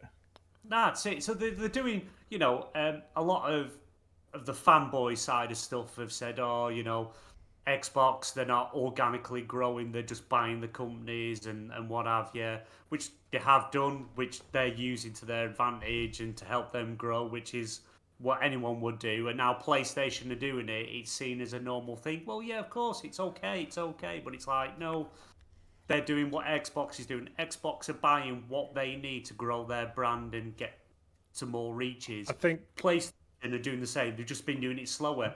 They're getting to the PC market. Not day and date yet. We will be there eventually, but they are starting to put games there. And now with the mobile market. Sensei hit the nail on the head. For the whole of last generation, it was very much Xbox going first and PlayStation copying. PlayStation coming after. That was how it was. And now it seems to be the other way around. Oh, sorry, I just got that fucking back to front, haven't I? You got that back to front there, mate. Yeah. Sensei hit the nail on the head there. Xbox copied. Yeah. I just feel like, and no ill will towards Sony. I'm not that guy. I don't talk like I hope they fail. I'm not that guy at all. My whole thing is that I feel like when it comes to the tech business, the tech side of the world, if you're playing catch up on things, it's almost hard, almost impossible to get over that hump. If you're always playing catch up in the tech world, you should always be ahead of that curve. And it seems like Xbox or Microsoft, in this sense, yes, they've been in the tech world for a long time, that they finally are ahead of that curve. Like they're the subscription based thing, they're ahead of the curve on that. The xCloud thing, they're getting ahead of that. It's like the mobile side of things, they're getting ahead of that. The fact that they want to buy up all these publishers, they're getting ahead of that because they know Tencent's out there doing that, Embracer's doing that, so they want to get ahead of that. It just feels like Sony they're not reacting quick enough to stay ahead of that pack.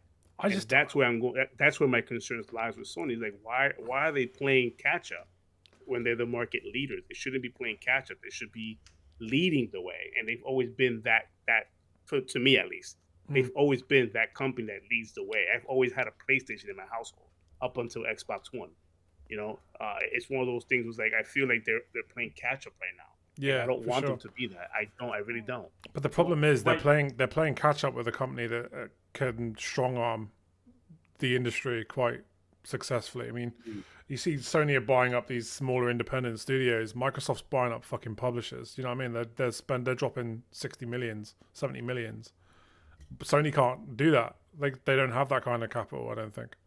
So I mean, well, they can't. But here's my problem with I know they can't do that. They just can't throw money around like Microsoft can, because Microsoft has it feels like an unlimited wallet, right? Oh, it is, yeah, for sure. The thing with Sony though is I don't understand why their stance early on in this generation, where subscription's not going to work and backwards doesn't work and this doesn't work, and all of a sudden the pivot's changed to we want to do that now. We're doing these things, and that's my concern. It's like it's always been a good move to do these things, but you went out and said no, it's not a good thing, and now you're doing it. It's a good thing. So what's like that? That's where I'm going.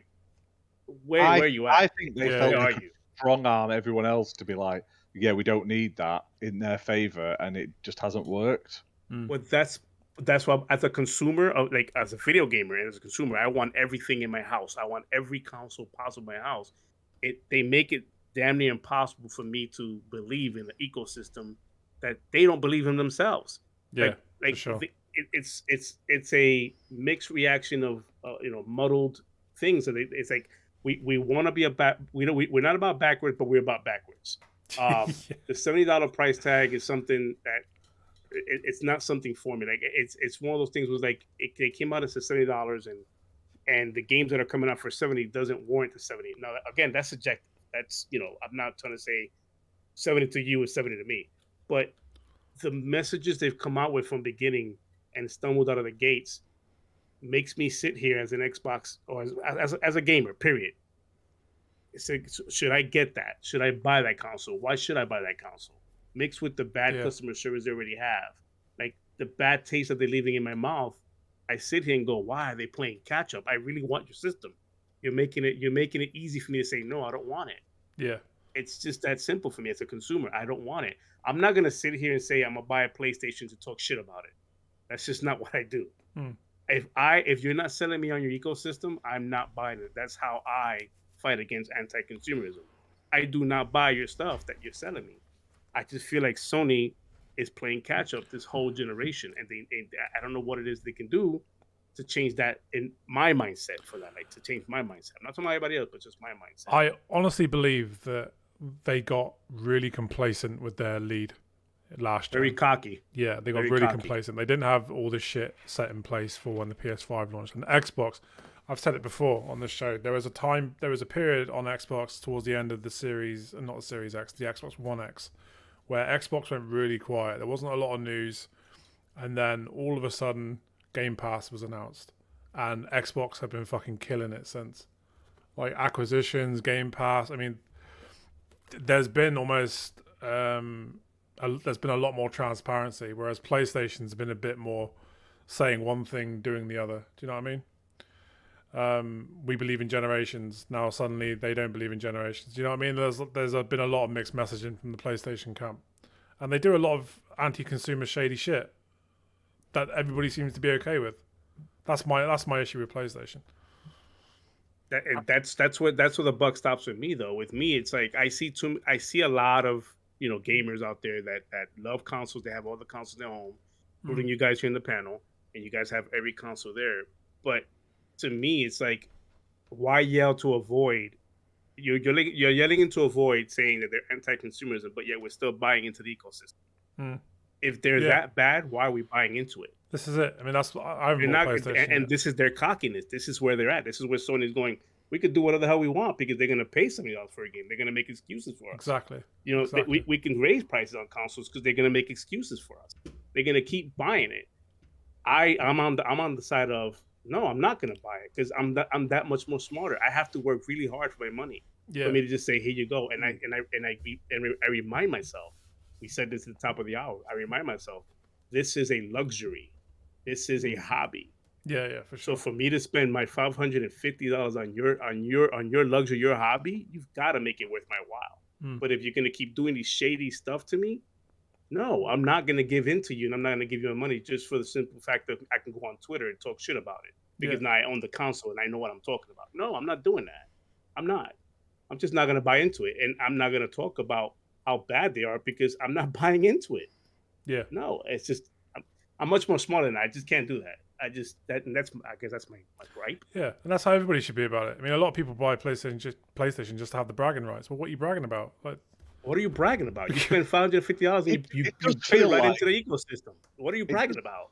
It does feel like the PlayStation and their fans and stuff is literally becoming what Nintendo is, where they just pump shit out and you buy it. Yeah, and you buy it. Like, literally, they could do anything. Nintendo could literally put a shit in a fucking case and people would rush out and buy it for a Switch. Yeah, because it's a Nintendo game. Whether it's good, it's bad. And I'm not saying Nintendo games are all bad. Some of them are fantastic. But a lot of them, they're not pushing technical boundaries anymore. They're not innovating as much. Yes, they've got this handheld, but there are handhelds. But, this whole thing, someone telling me how great the new Pokemon looks, but then you look at it and it's got popping, it's got very low quality assets and stuff, and you're like, but this is the flagship. Yeah, and it baffles me, but yet people will rush out, buy it. Still get it. How much is a Switch nowadays? How much is a Switch? Oh, less than a PlayStation 5 though. 250 quid, I think. Like 300, and it's not even nothing new in that console. It's dated parts, it's dated components. Yep. But we still complain about how these systems don't come out with nothing new. But we're buying into it. They keep doing this because we keep buying into it. I mean, my wife, I got her that Animal Crossing on the Switch, and she's put hundreds of hours into it. Like, probably not that many, but it feels like it. But there's not much difference to what it was like on the 3DS. And the fact is, they actually took stuff out and content that was in the 3DS version and then brought it out later on as free content updates when it was fucking already in a game that was out years ago on a handheld. Yeah. And yet people like that Mario Kart, they brought out this season pass thing for Mario Kart, and all it is giving you tracks that were out. They're all and a lot of them are rehashes of the actual mobile game. The tracks off the mobile port that have just been up-resed.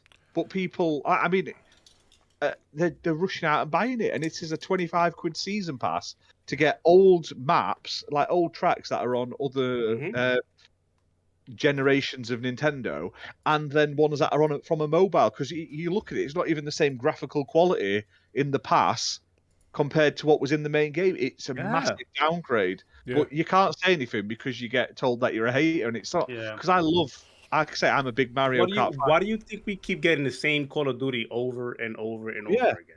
This is People keep buying it. It's just it's market share. They own the market in that genre. So they just gonna, if there's nothing telling them, bottom line, not telling them that money has changed, it's not really affected much. Let's keep doing the same thing then. Why change it up? You know, Nintendo's the only company I know that can release cardboard and people buy it. I'll tell you what though, man, these fanatical followings, they're damaging to the fucking industry, because you need people to be honest about their experiences. Like, people will literally play PlayStation, you know, it's like what Ash was saying. They could literally release a turd in a box and people would go out and buy it and declare it the best thing ever. Do you know what I mean? People like that in the Xbox camp, though. It's not just PlayStation. Yeah, it's not just PlayStation. We know who you flip-floppers are on Twitter. We see you. But we see you acting all like one way or the other, and then the next minute, when your fan base or your supposed fan base, I call these guys the drama gamers. They go where the drama's at. Whether it's Xbox, PlayStation, Nintendo, they go where the drama's at.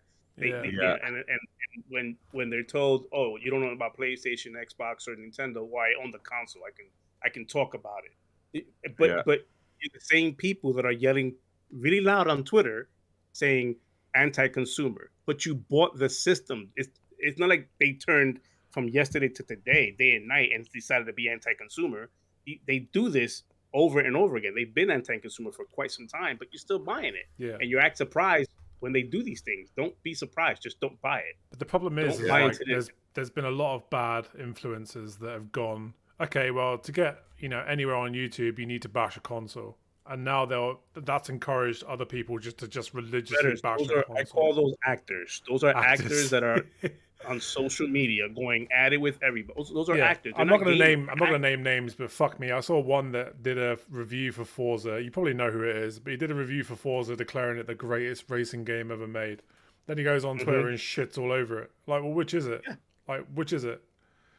Pick a fucking lane. I hate those Twitter people that act really smooth, but they're really just dickheads, and they just fucking flip flop. No names. I can't stand that. And here's the problem: like, if you are, if you're unbiased and you prefer, if you like games and you don't choose a fucking side, you get nowhere on YouTube. You don't get that kind of attention that people go out and clickbait and fucking internet clout. Shit, if I wanted my channel to grow, Redders, I do that. I do the clickbait stuff and do console warring every single Sunday afternoon with Logic. Yeah. We could do that, and we could get that traffic, but it's pointless. Yeah, what's the point of that? It's not truthful. You're not being honest to yourself. Do you know what I mean? Not honest, it's not truthful. If you listen to these voices long enough, they fold on their own logic. They fold on their own ideas. Yeah. One week they're saying frame rate drops like this, and then the next week they're touting frame rate's not important. Yeah. Which one is it? So the narrative changes all the fucking time. Narrative is always changing. That goalpost always moving. It's crazy. Like, I don't know if you guys. I don't get involved in those conversations no more. It's boring. It's like yeah. What are you talking about today? Okay. It's just silly, and as people who create content, and we put out quite a bit of content. we banter, we don't really fanboy because, like I say, we'll call out Xbox's shit, we'll call out PlayStation shit, we'll call out Nintendo shit, Yeah. and then we'll have a tier for all of those poor suckers that are on Stadia. But it's really hard and it's really frustrating when you see and you put in all that hard work, and then people who do really crappy videos with no fact checking or anything, just because they do a clickbaity thumbnail, Yeah. and it's like, oh my god, and they're like, and all that shit, and it's like, piss off. And That's the thing, I mean, thousands of fucking views and subscribers. Yeah. I've seen the clickbait title the other day, a couple of weeks ago, where it said, like it mentioned the like new games coming to Xbox, like what was it, like insider information on new Xbox, whatever, and then you go in there and it's all theory. Yeah. It's a theory video. I'm going, wow, you really did that? Like that's what you did? My friend of a friend of a friend who works at Microsoft. My friend of a friend of a friend whose uncle's sister's brother's auntie's nephew's cleaner. Yeah. It's great. Yeah. Well, we don't need to worry because Tencent is going to bring out the new console killer. Yes. I'll tell you what, you laugh now, but the fucking KFC console is going to kill them all. I would have Where's that. that at? I want a Pizza Hut one. I want a Pizza Hut one where you actually, as you play a game, if there was an achievement where you're playing a game and you got a pizza, I'd be all over it. I'd be all over it like Julie Roberts in a thong. Oh, yeah. Kind of got an achievement. He put an extra bit of pepperoni on your pizza for you. I want to be a fly on the wall that came up with that decision. You know, heat is the number one cause of death in fucking consoles and PCs and stuff. And someone must have been sat there going, "Oh, what can we do that's different? Let's put a fucking oven in it." Like at what point is that a good idea? It has a warm drawer, which sounds horrendous. It's going to warm your console up to keep your chicken warm, and then you open it up and all the greasy chicken comes out. And I want one still because it's funny. And like, it's underneath the console as well, though. So all that grease is going to rise into the console. Like all the heat, Lovely. It's going to be amazing. But I still would buy one if they went on sale because I'm an idiot. It's console bricking good. I'm one of them that got an Xbox mini fridge. I want a mini fridge. I just didn't have the time or money. You don't want one. You do not want one. They are awful. They are so loud. And imagine PlayStation 4 playing in a very intense game where it's about to take off. That is what the mini fridge sounds like all the time. It is awful. Absolute awful. It's the worst thing I've actually ever bought is an Xbox mini fridge because it's so loud. Oh no! Good night, Muppet. Cheers for dropping by, buddy. I think you just saved me a good chunk of change. Then I was wanting to get one. I wanted one, but then I thought I'd have to fill it, and I would end up filling it with Monsters, and I already drink too much caffeine. That fridge would cause me a heart attack. No, it's not even overly cold either. It's like you know, like when you go into a shop and the fridges have only been on for about an hour, so stuff's like just cold, but not. So it's cold, just the can is cold, not the actual drink. Yeah, exactly. Perfect. Yeah, it's loud. It's that. The only thing that's cool on it is the Xbox symbol lights up, and it's got a USB charger. Because all fridges need a fucking USB charger. But over that, I really. Just gonna plug my phone into my fridge. You can never get too many USB chargers connections. So I'll tell you what. Let's talk about Gamescom because we've gone on quite a bit about PlayStation. Let's talk about Gamescom. What was everybody excited to see at Gamescom? Has anybody got any favorites that they saw and stuff? Jeez, there's this one game. Oh my god, something Wind. I forgot the name of that game. I got come back. I'll come back on it. I gotta look for it. High on Life for me. High on Life looks great. Yeah. Oh yeah. Don't get me wrong. The what we saw, because obviously, if any of you guys haven't seen it yet, we did a live reacts over on the YouTube. If you want to go back and watch that, so you get our live reactions to Gamescom opening night live. And I think we were all quite positive on the Hive Life game. The boss battle, it was fun. The knife was awesome. I'm going to cut him a new arsehole and stuff like that. He was like, oh, it was funny. But if anyone's actually gone and watched any of the other clips, you know, it's a bit, you get to kill a kid. It's a bit... I saw that. Yeah, and then there's a guy, why are you fishing here? The gun's talking to him. There's a guy, he goes, yeah, I'm fishing. He's like, so have you caught anything? No, there's no fishing here. Then why are you fishing here? I'm just working up the courage to drown myself. Like, what? What? That's what he says. I'm like, no way. I love Rick and Morty. It's one of my favorite shows, and I just think that game is going to be absolutely hilarious. Oh yeah! Did anyone get the notification to say it was play out now? Yeah. I went, you fucker. Did you open it and look at the description in the categories? No.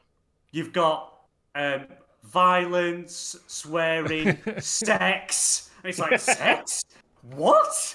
And I can only imagine the scenes we're going to see. But to be honest, the height of the show for me, the game of the show was High on Life. It just looks hilarious.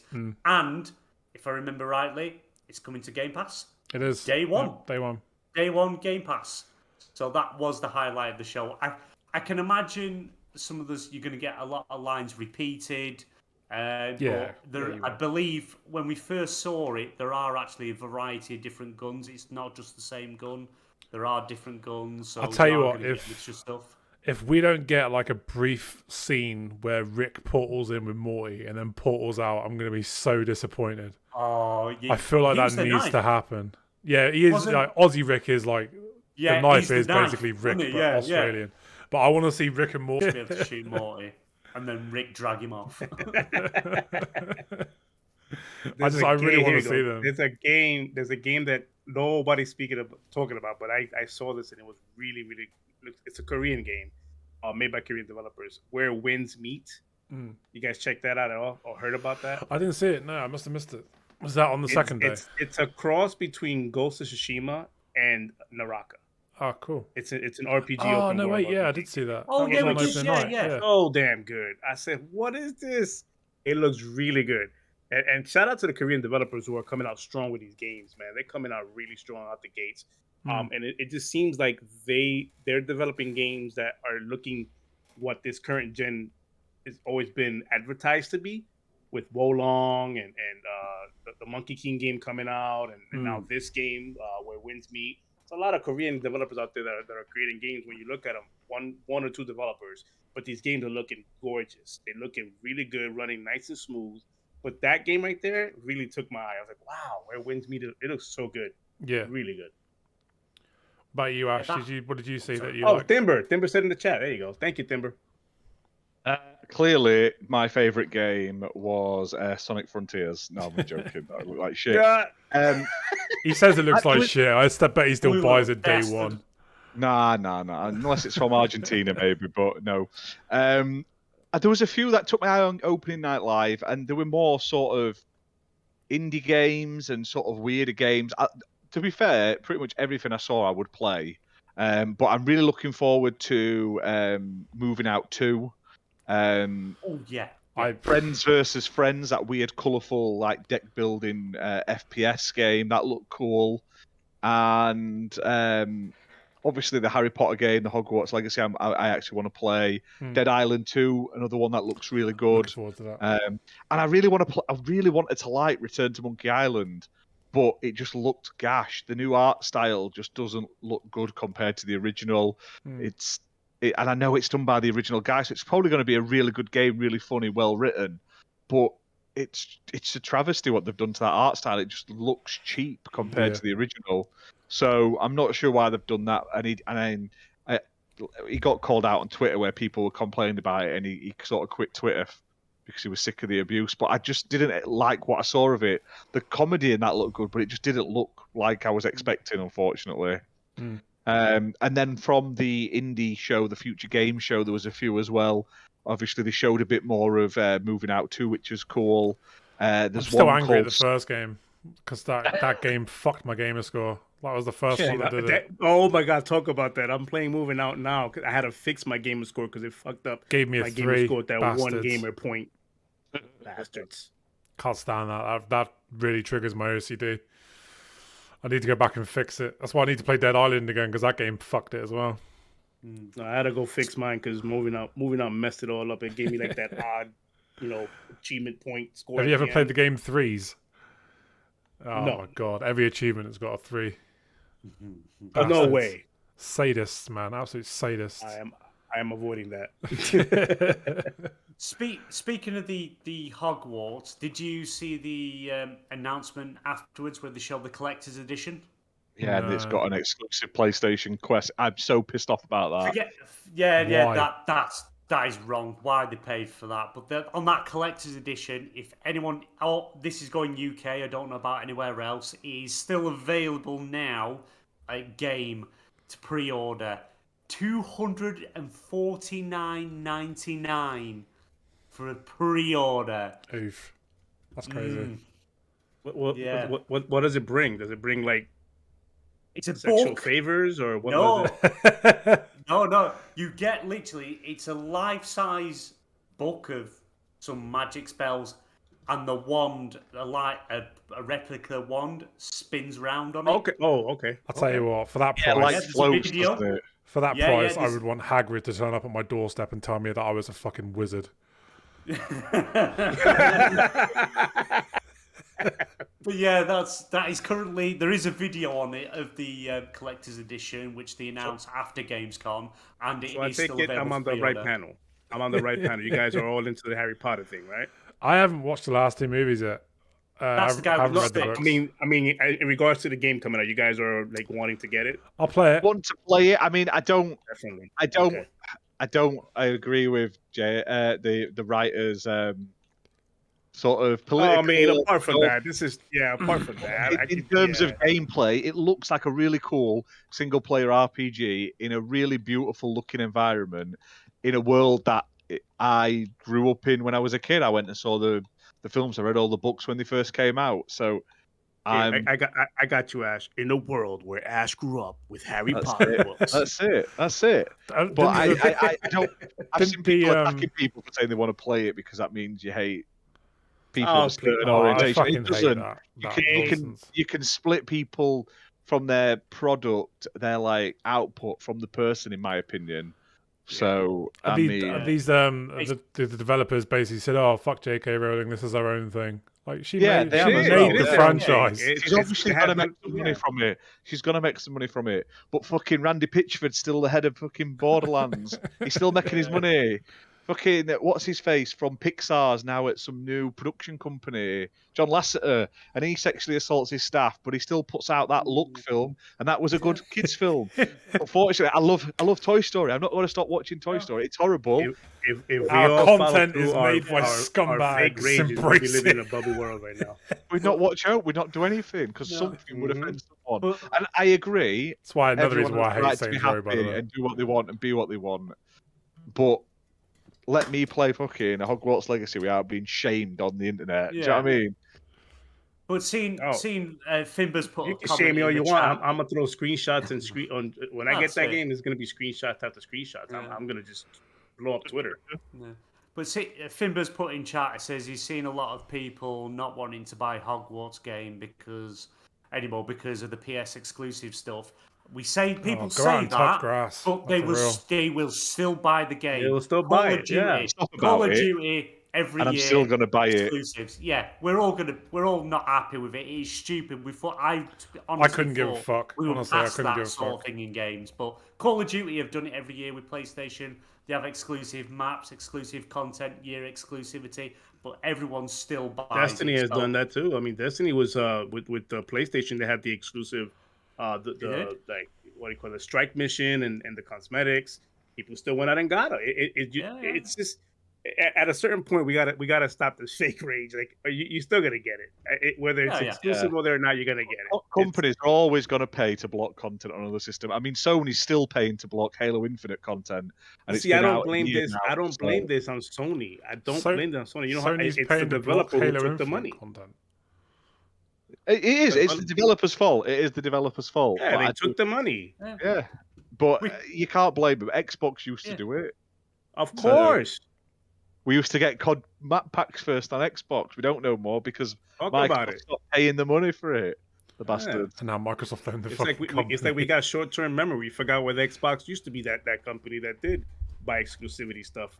Did we forget Titanfall 1 was only exclusive to the Xbox? Alan Wake only exclusive to the Xbox. There was a lot of third-party stuff that Xbox used to do back in the days that they don't do now, but they used to do them. It's the same thing. But at the end of the day, the developers are the ones taking the money. They're the ones saying, "Yeah, we're going to do that with you guys." Sony's just doing a business. They're running a business. They're saying, "Look, we want this exclusive. You want our money or not?" The developers say yes or no to it. They said yes. It's on them. Still not going to stop me from getting Harry Potter though. I'm with Axel Gaming. I'm really looking forward to Lies of P. I think that looks really cool. That's the Pinocchio game. Yeah. I don't understand what's the connection to Pinocchio. I think that is supposed to be Pinocchio. The main character is like a robot, but he's supposed to be like he's Pinocchio. That's it. And Geppetto made him, but I feel like Geppetto's a bad guy based on the trailer. Yeah. Because it's weird. I didn't realise Pinocchio is one of the Disney IPs that's... Is it open source on the open... whatever they call it? Anybody can use it? It just became... They didn't own Pinocchio. Yeah. They based it on the original IP, which is a book. So it's just Disney owned the IP for Pinocchio that looks like Pinocchio in Disney. Like Winnie the Pooh, anyone can make a Winnie the Pooh. They're even making a horror film with Winnie the Pooh. Yeah, I'm so excited for that. You can't make public him domain. yellow. Public domain. Yeah, you can't make him fat, yellow, cute, and in a red sweater because Disney owned the IP to that version of him. It's a copyright law baffles me. In American copyright law, especially, they just do what they want. But apparently, the character we're cowboys over here is now out. But the IP for that one look is owned by Disney or something like that. So apparently Mickey Mouse is coming up for copyright running out soon. No, not Mickey. I think Steamboat. You talking about Steamboat Mickey? No, just generic current Mickey Mouse is really. Yeah, it's only got like 3-4 years left apparently till holy shit. They keep trying to extend Disney it, won't own it but obviously I think Disney's currently having a fight with Florida politicians and stuff, so they're not getting all of the benefits they used to. So yeah, we're I get that news here every day here in Florida. I can't wait for the Mickey horror movie. That's going to be amazing. That's going to be amazing. I'm all down for that. And just to touch on what Logic says, it's coming to Game Pass day one. Lies of P. That looks really cool. Yeah. Also, that's a beautiful game. I don't like horror games, but I'm really engrossed by the Callisto project. Is it Protocol? Sorry. I don't think that's going to be super horror though. I think that's going to be more like action, nice and violent. Yeah, a bit more action, a bit more like Dead Space. Action horror. It had jump scares, but it wasn't like in my opinion, it wasn't a hardcore horror game. It's more like modern Resident Evil, where it's, like Doom, innit? Yeah. Horror elements, but with more action in it. But I'll wait to see. I do like the look of that. It looks amazing. There's another one that I really like the look of. I can't remember the name of it. Atlas something, Titan something. I can't remember the fucking name of it. I don't know. The one in the sand where they're riding on the sand and shit, and they got to fight monsters. Oh, the Sand Riders. Yeah, it's like a new RPG that's coming. It looks a lot like fuck, I can't remember the name of that game either. Somebody checking. Atlas Falls or some shit. It looks really cool. Yeah, I think it's Atlas Falls. Yeah, right. Yeah. There you go, Timber. Really cool. That's it. Yeah. How is it? No one's looking forward to that NFT game everywhere. Oh, I can't wait for that. That's gonna be so good. A lot of people though, I saw like GamesCom posting on Twitter saying he was looking forward to that, but they didn't realize it was an NFT game. They're like, it's quite obvious it was going to be an NFT game. None of it made sense. We sat there watching it and we're like, what's the game? Because it took until the end of it to tell, what's the name of the game? The game's called Everywhere. That's the GTA developer game. That's how you know it's an NFT, because they don't want to actually tell you what it is. Yeah. Everywhere. What does it do? It's like, stuff. What do you do? Everything. It does everything. Everywhere. Where can I play it? Everywhere. You see that over Wherever there? you buy your That's NFTs. everywhere. What's it about? Gameplay. We want to develop a game. We want to develop a game where everyone's a part of it and you can play it. I got Ready Player One vibes from that game. Except you guys? I don't remember NFTs in Ready Player One. It would have been much shit film. Look that way there. I thought. When does it come out? Yes. That's it, yeah. Yes. And where can we play it? How much will it cost? money. I'm disappointed though that people aren't talking more about that raccoon game from Gamescom. It wasn't on game. It was on the Future Game Showcase. It's basically about the one that's like raccoon strays, but with raccoons. Yeah, basically. I Yeah, was yeah. like a more like cartoony graphic. Oh, I'm down. I want to play. I want to play squirrel with a gun. That's what I want. That looks fun. Yes, yeah. that. Oh yeah. To be fair, right, we moan about all these crappy free-to-play and all these pay-to-win games. I'm still downloading that bloody stupid Disney game that comes out in a couple of days. Oh, yeah, but it's on Game Pass, though. Yeah, it's on Game Pass, but it's a free-to-play game anyway. But you get it. Yeah. You have to pay for early access or just play it through Game Pass. But I'll be all over that. But it's going to be heavily monetized, which is annoying because it's just a mobile game. But oh man, bloody Disney and Build Your Own Town has got me hooked. Yeah, you can pre-install that now actually on Game Pass as well. It's on Game Pass. If you noticed how many games actually from opening night live were actually Game Pass games, day one, day and date games. It was a fair few. Like it was, it's just showing that it's again the whole subscription thing. It's getting everywhere. It's got its claws in everything, and it's just important for Xbox to have a presence everywhere because of the Game Pass. They're trying to sell a subscription service for them to have that presence. It's huge. Tokyo Game Show soon as well, and I bet they'll be all over that as well. Do you think we'll see? Because obviously, I know the Activision Blizzard deal hasn't gone through yet or anything, but do you think we're actually going to see another Xbox type of showcase this year before the holidays out? I don't know. Something smaller, something like more like a Game Pass type thing. Because XO's not this year. Because that I don't see it happening. I see them being another presence over in the award show. Jeff Keighley and the TGS coming up. TGS, don't forget about that. I see them having a presence in those kind of shows, but having their own show, I don't see that. Unless I think the only way they would have another showcase would just to present the closing of Activision like they did with Bethesda. They'll do that maybe. Yeah. Like a round table. They did that at E3, didn't they? When they closed out that. Wasn't that an E3 thing? Am I wrong? The Bethesda deal? Yeah, wasn't that an E3? No, that was separate. It was a round table thing that did separately, yeah. That'd be cool. Bethesda, no, they announced it just in a tweet one morning. I remember picking my phone up and being like, someone's taking piss today. And I was in the car with my missus when I read that news. My God, I couldn't believe it. I just couldn't believe it. Everybody, yeah. When I woke up today, he was like, what? My phone was blowing up with so many people waiting. Sensei, wake up. I'm like, wake up for what? I'm like, holy shit. This ain't real. This is happening? Yeah. Sorry. Ignore me. No. QuakeCon, that's Bethesda, isn't it? Have they had QuakeCon yet? QuakeCon was like 2 weeks ago. They announced. That was 3 weeks ago. They've announced a load of Bethesda games. Old Bethesda games are being ported to that are already out for online anyway, but they're now being ported to the Xbox Store and PC Game Pass and the PC, which was annoying because they put pretty much a big handful of these into Game Pass, which is nice. However, they are free already, some of them, but then they didn't put Hexen into Game Pass, which baffles me. Like, give us fucking Hexen in Game Pass. Do you know what I mean? It's just an odd one. So, speaking, there's a rumor going around that Bethesda is looking to open up a port studio to port their games over. And that I'd be all for that. Yeah. I would be happy with people. I would just like to see games get ported just with achievements added. They don't even have to do anything extra for me. Just put achievements in and charge a low price, and I would replay them. It's when they don't that I lose interest. Do you know what I mean? So, will any of you guys be trying out Death Stranding on PC Game Pass? It never appeals to me. At some point, achievements. I've been playing it. You have? How do you find it? I'm about 4 or 5 hours into it now, and surprisingly, I had this game back on PlayStation and played like maybe about a half hour of it. Didn't enjoy it too much, but that's because I was in a different mindset then. The way I used to play games, it was only Call of Duty at the time, just Call of Duty. And recently, in the last few years, I've opened up to play a lot more titles, and I tried the Death Stranding on Game Pass PC, and surprisingly enough, I'm going, this is a really, really good game.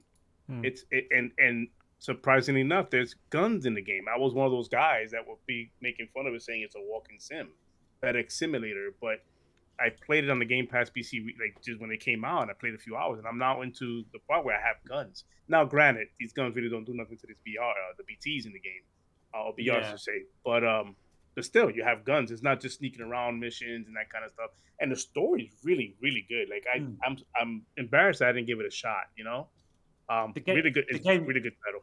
The game gets good when you about the 16-hour mark. Yes, I heard that. I heard that the more you play, it just opens up. Yeah. Like in the 36-hour mark. Yeah. But that's it. If obviously, I think most people do know now. But if you don't yet, Death Stranding is now in PC Game Pass. So if you've got Game Pass Ultimate, why not give it a try? With achievements. Mm-hmm. And you will feel a bit more empathy for your Amazon delivery driver. Yeah. When he's going to work. I'll tell you what, man. The delivery drivers where I live are just hell on earth. Absolute hell on earth. Oh, man. We get Hermes and fucking, or whatever they're called now. Every. They've changed the name. We've put your parcel everywhere but your fucking house. Yeah, you weren't home, so I put it in a safe place by punting it over your fence. That's my Amazon driver. He punts everything to the doors. You bastard! Like I put him on my camera, my Ring camera. Yeah. He literally punts a box to the neighbor's door. I'm going, are you doing that for real? Are you a walking meme right now? What the fuck? They're a nightmare here. But back at my old place when I used to order stuff, I used to get these tickets through the door that said we've left your parcel in a safe space. Wouldn't fucking tell you where. And then you'd have to play find the parcel around the block of flats. And one day I ordered something and it turned up in a plastic bag. I think it was like a fucking t-shirt or something for myself. And it was in a plastic bag. And they left me this little note that says, we've left it in a safe space. I was looking around that unit block for about 2 hours. And then I eventually found it stuffed into my electricity box. Like safe space. Yeah. Plastic bag, electricity box. Thanks for that, Avery. Fucking service with an arson attack, bastards. Damn you, Amazon. Yeah. So yeah, there's not actually a whole lot more left to talk about. Ash, do you want to talk about the games with gold? No, they've announced them, haven't they? Portal 2's coming to. Yes, Portal 2 co-op. Replaying. Yeah, but yet again, it is I think it's the last month that's getting. Or one of the last months getting 360 games before they stop giving us stuff and they're phasing it out. But they haven't really said if it's going to be still 4 games or less. It needs to die. I still don't mind. I'll take them because it's right. I take them. I just download them and put them there. Yeah, I do. There was one last month that was like this little. You took photos. Calico. No, not Calico. I bought Calico at launch for the missus, and that's all right. But no, it was. I'm trying to think what it was called. Give me a second. I'm sure I posted about it. Bear with me. I already played it if it was last month because I played. It was like this one where you took photos of wildlife and stuff like that. Yes. I played it. I won it was a fun little hour and a half of my time. Can't go wrong at that. Mm-hmm. It's a short game. Nice, beautiful. Like you take pictures of animals and trees and plants. Yeah. I liked it. I'll tell you what I'd rather they did instead of fucking games with gold. Just give us 2 games that are in Game Pass. Give us them for a month. So you don't get to keep them. You get them for a month. And then that could be like a trial. Do you know what I mean? For Game Pass. So if you play it and you like it, then you subscribe. As opposed to just giving us really shit games that nobody's ever going to play. Maybe. What were you saying, Ash? What's the point though? If it's in Game Pass, why do you want it? But it could be like an introductory step to Game Pass, can't it? So those on the fence who haven't got it, they could take like the biggest games that are in Game Pass, or 2 games that release that month, for instance, give you like a week trial. Maybe, yeah, that would work. I suppose if you like it, not stuff that's in Game Pass though, because it's just, it's like a try before you buy. I know, but what's the point when Game Pass is £1? Like for new subscribers. Maybe people don't want to play £1. I know, but I don't want to be paying for gold to get fucking a trial for something I already own. I'm Ultimate. I want more shit. Fuck these commoners. According to BMG, they shouldn't be playing games if they can't afford a quid. They should be paying for the food. I'll tell you what, I bet he's a Tory. He's a Tory, I isn't bet he? he is, yeah. Massive Tory. He stinks of Tory. Right. My MP literally lives like 7 doors down from where I live. He's a Tory. He's literally 7 doors down from me. And yes, this is a very Tory area. We can tell. The condom on the dick that fucked us. That's what you are. Oh no. Hey, no. I would have got him raw, baby. Raw. And on that note, but those people that were bothered about Games for Gold, we're getting Gods Will Fall, Double Kick Heroes, they're Xbox One games. Then we're getting Thrillville, which is an alright game, but it's the OG Xbox version. It's the OG, yeah. So no achievements on it. They try to tell us it's valued at $67. Don't lie. Those games are on offer, are valued at about $4.50. We know it. You know it. Stop lying to us, Xbox. And also, Game Pass people, Commandos 3 HD Remaster is now available on Cloud Console and PC. Immortals Phoenix Rising is out on Cloud Console and PC. Tinykin, again, Cloud Console and PC. And then the out of nowhere, massively highly rated game, Immortality, is on Cloud PC and Xbox Series X and S today as well. So get a bit of everything there. And also, happy birthday to Spider-Man, the good Spider-Man game that was published by Activision 22 years ago today. That's something Xbox should bring back when they buy Activision. I want all the classic Spider-Man, all those classic Marvel games that Activision pumped out. You just re-release them, stick them on Game Pass, or give us like a HD collection that's not on PlayStation. They've got their Spider-Man. I want classic PS1 Spider-Man with like that great Stan Lee narration, the green like fart gas of doom that you couldn't go into or you'd die. I'd be happy. I'd play that more than I would play the modern Spider-Man game. I want to see them pull developers off Call of Duty and make fucking the old IPs that Activision were They're not going to, because they're going to get pulled out of the Call of Duty mine and into the Halo Infinite mine. Because that shit needs more work than Call of Duty right now. Yeah, we could have done with TheGinna to tell us where the fuck's... Yeah, co-op. Where's co-op of Halo? Yeah, we've got one game left if it doesn't drop tomorrow. End of August. We've got till tomorrow. Even Peppa Pig the game has now got a deluxe complete edition released on the store. And we don't have co-op.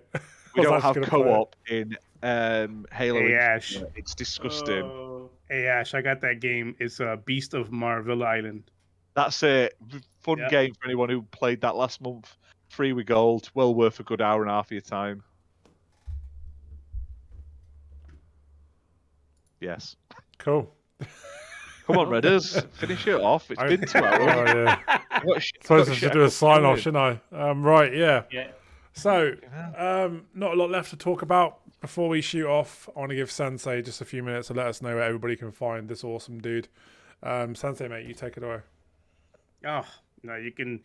For those, I mean, most people, most here in chat know I'm on Twitter. You can find me on Twitter on the Sensei Kills. I run a pod with with the best co-host in the pod.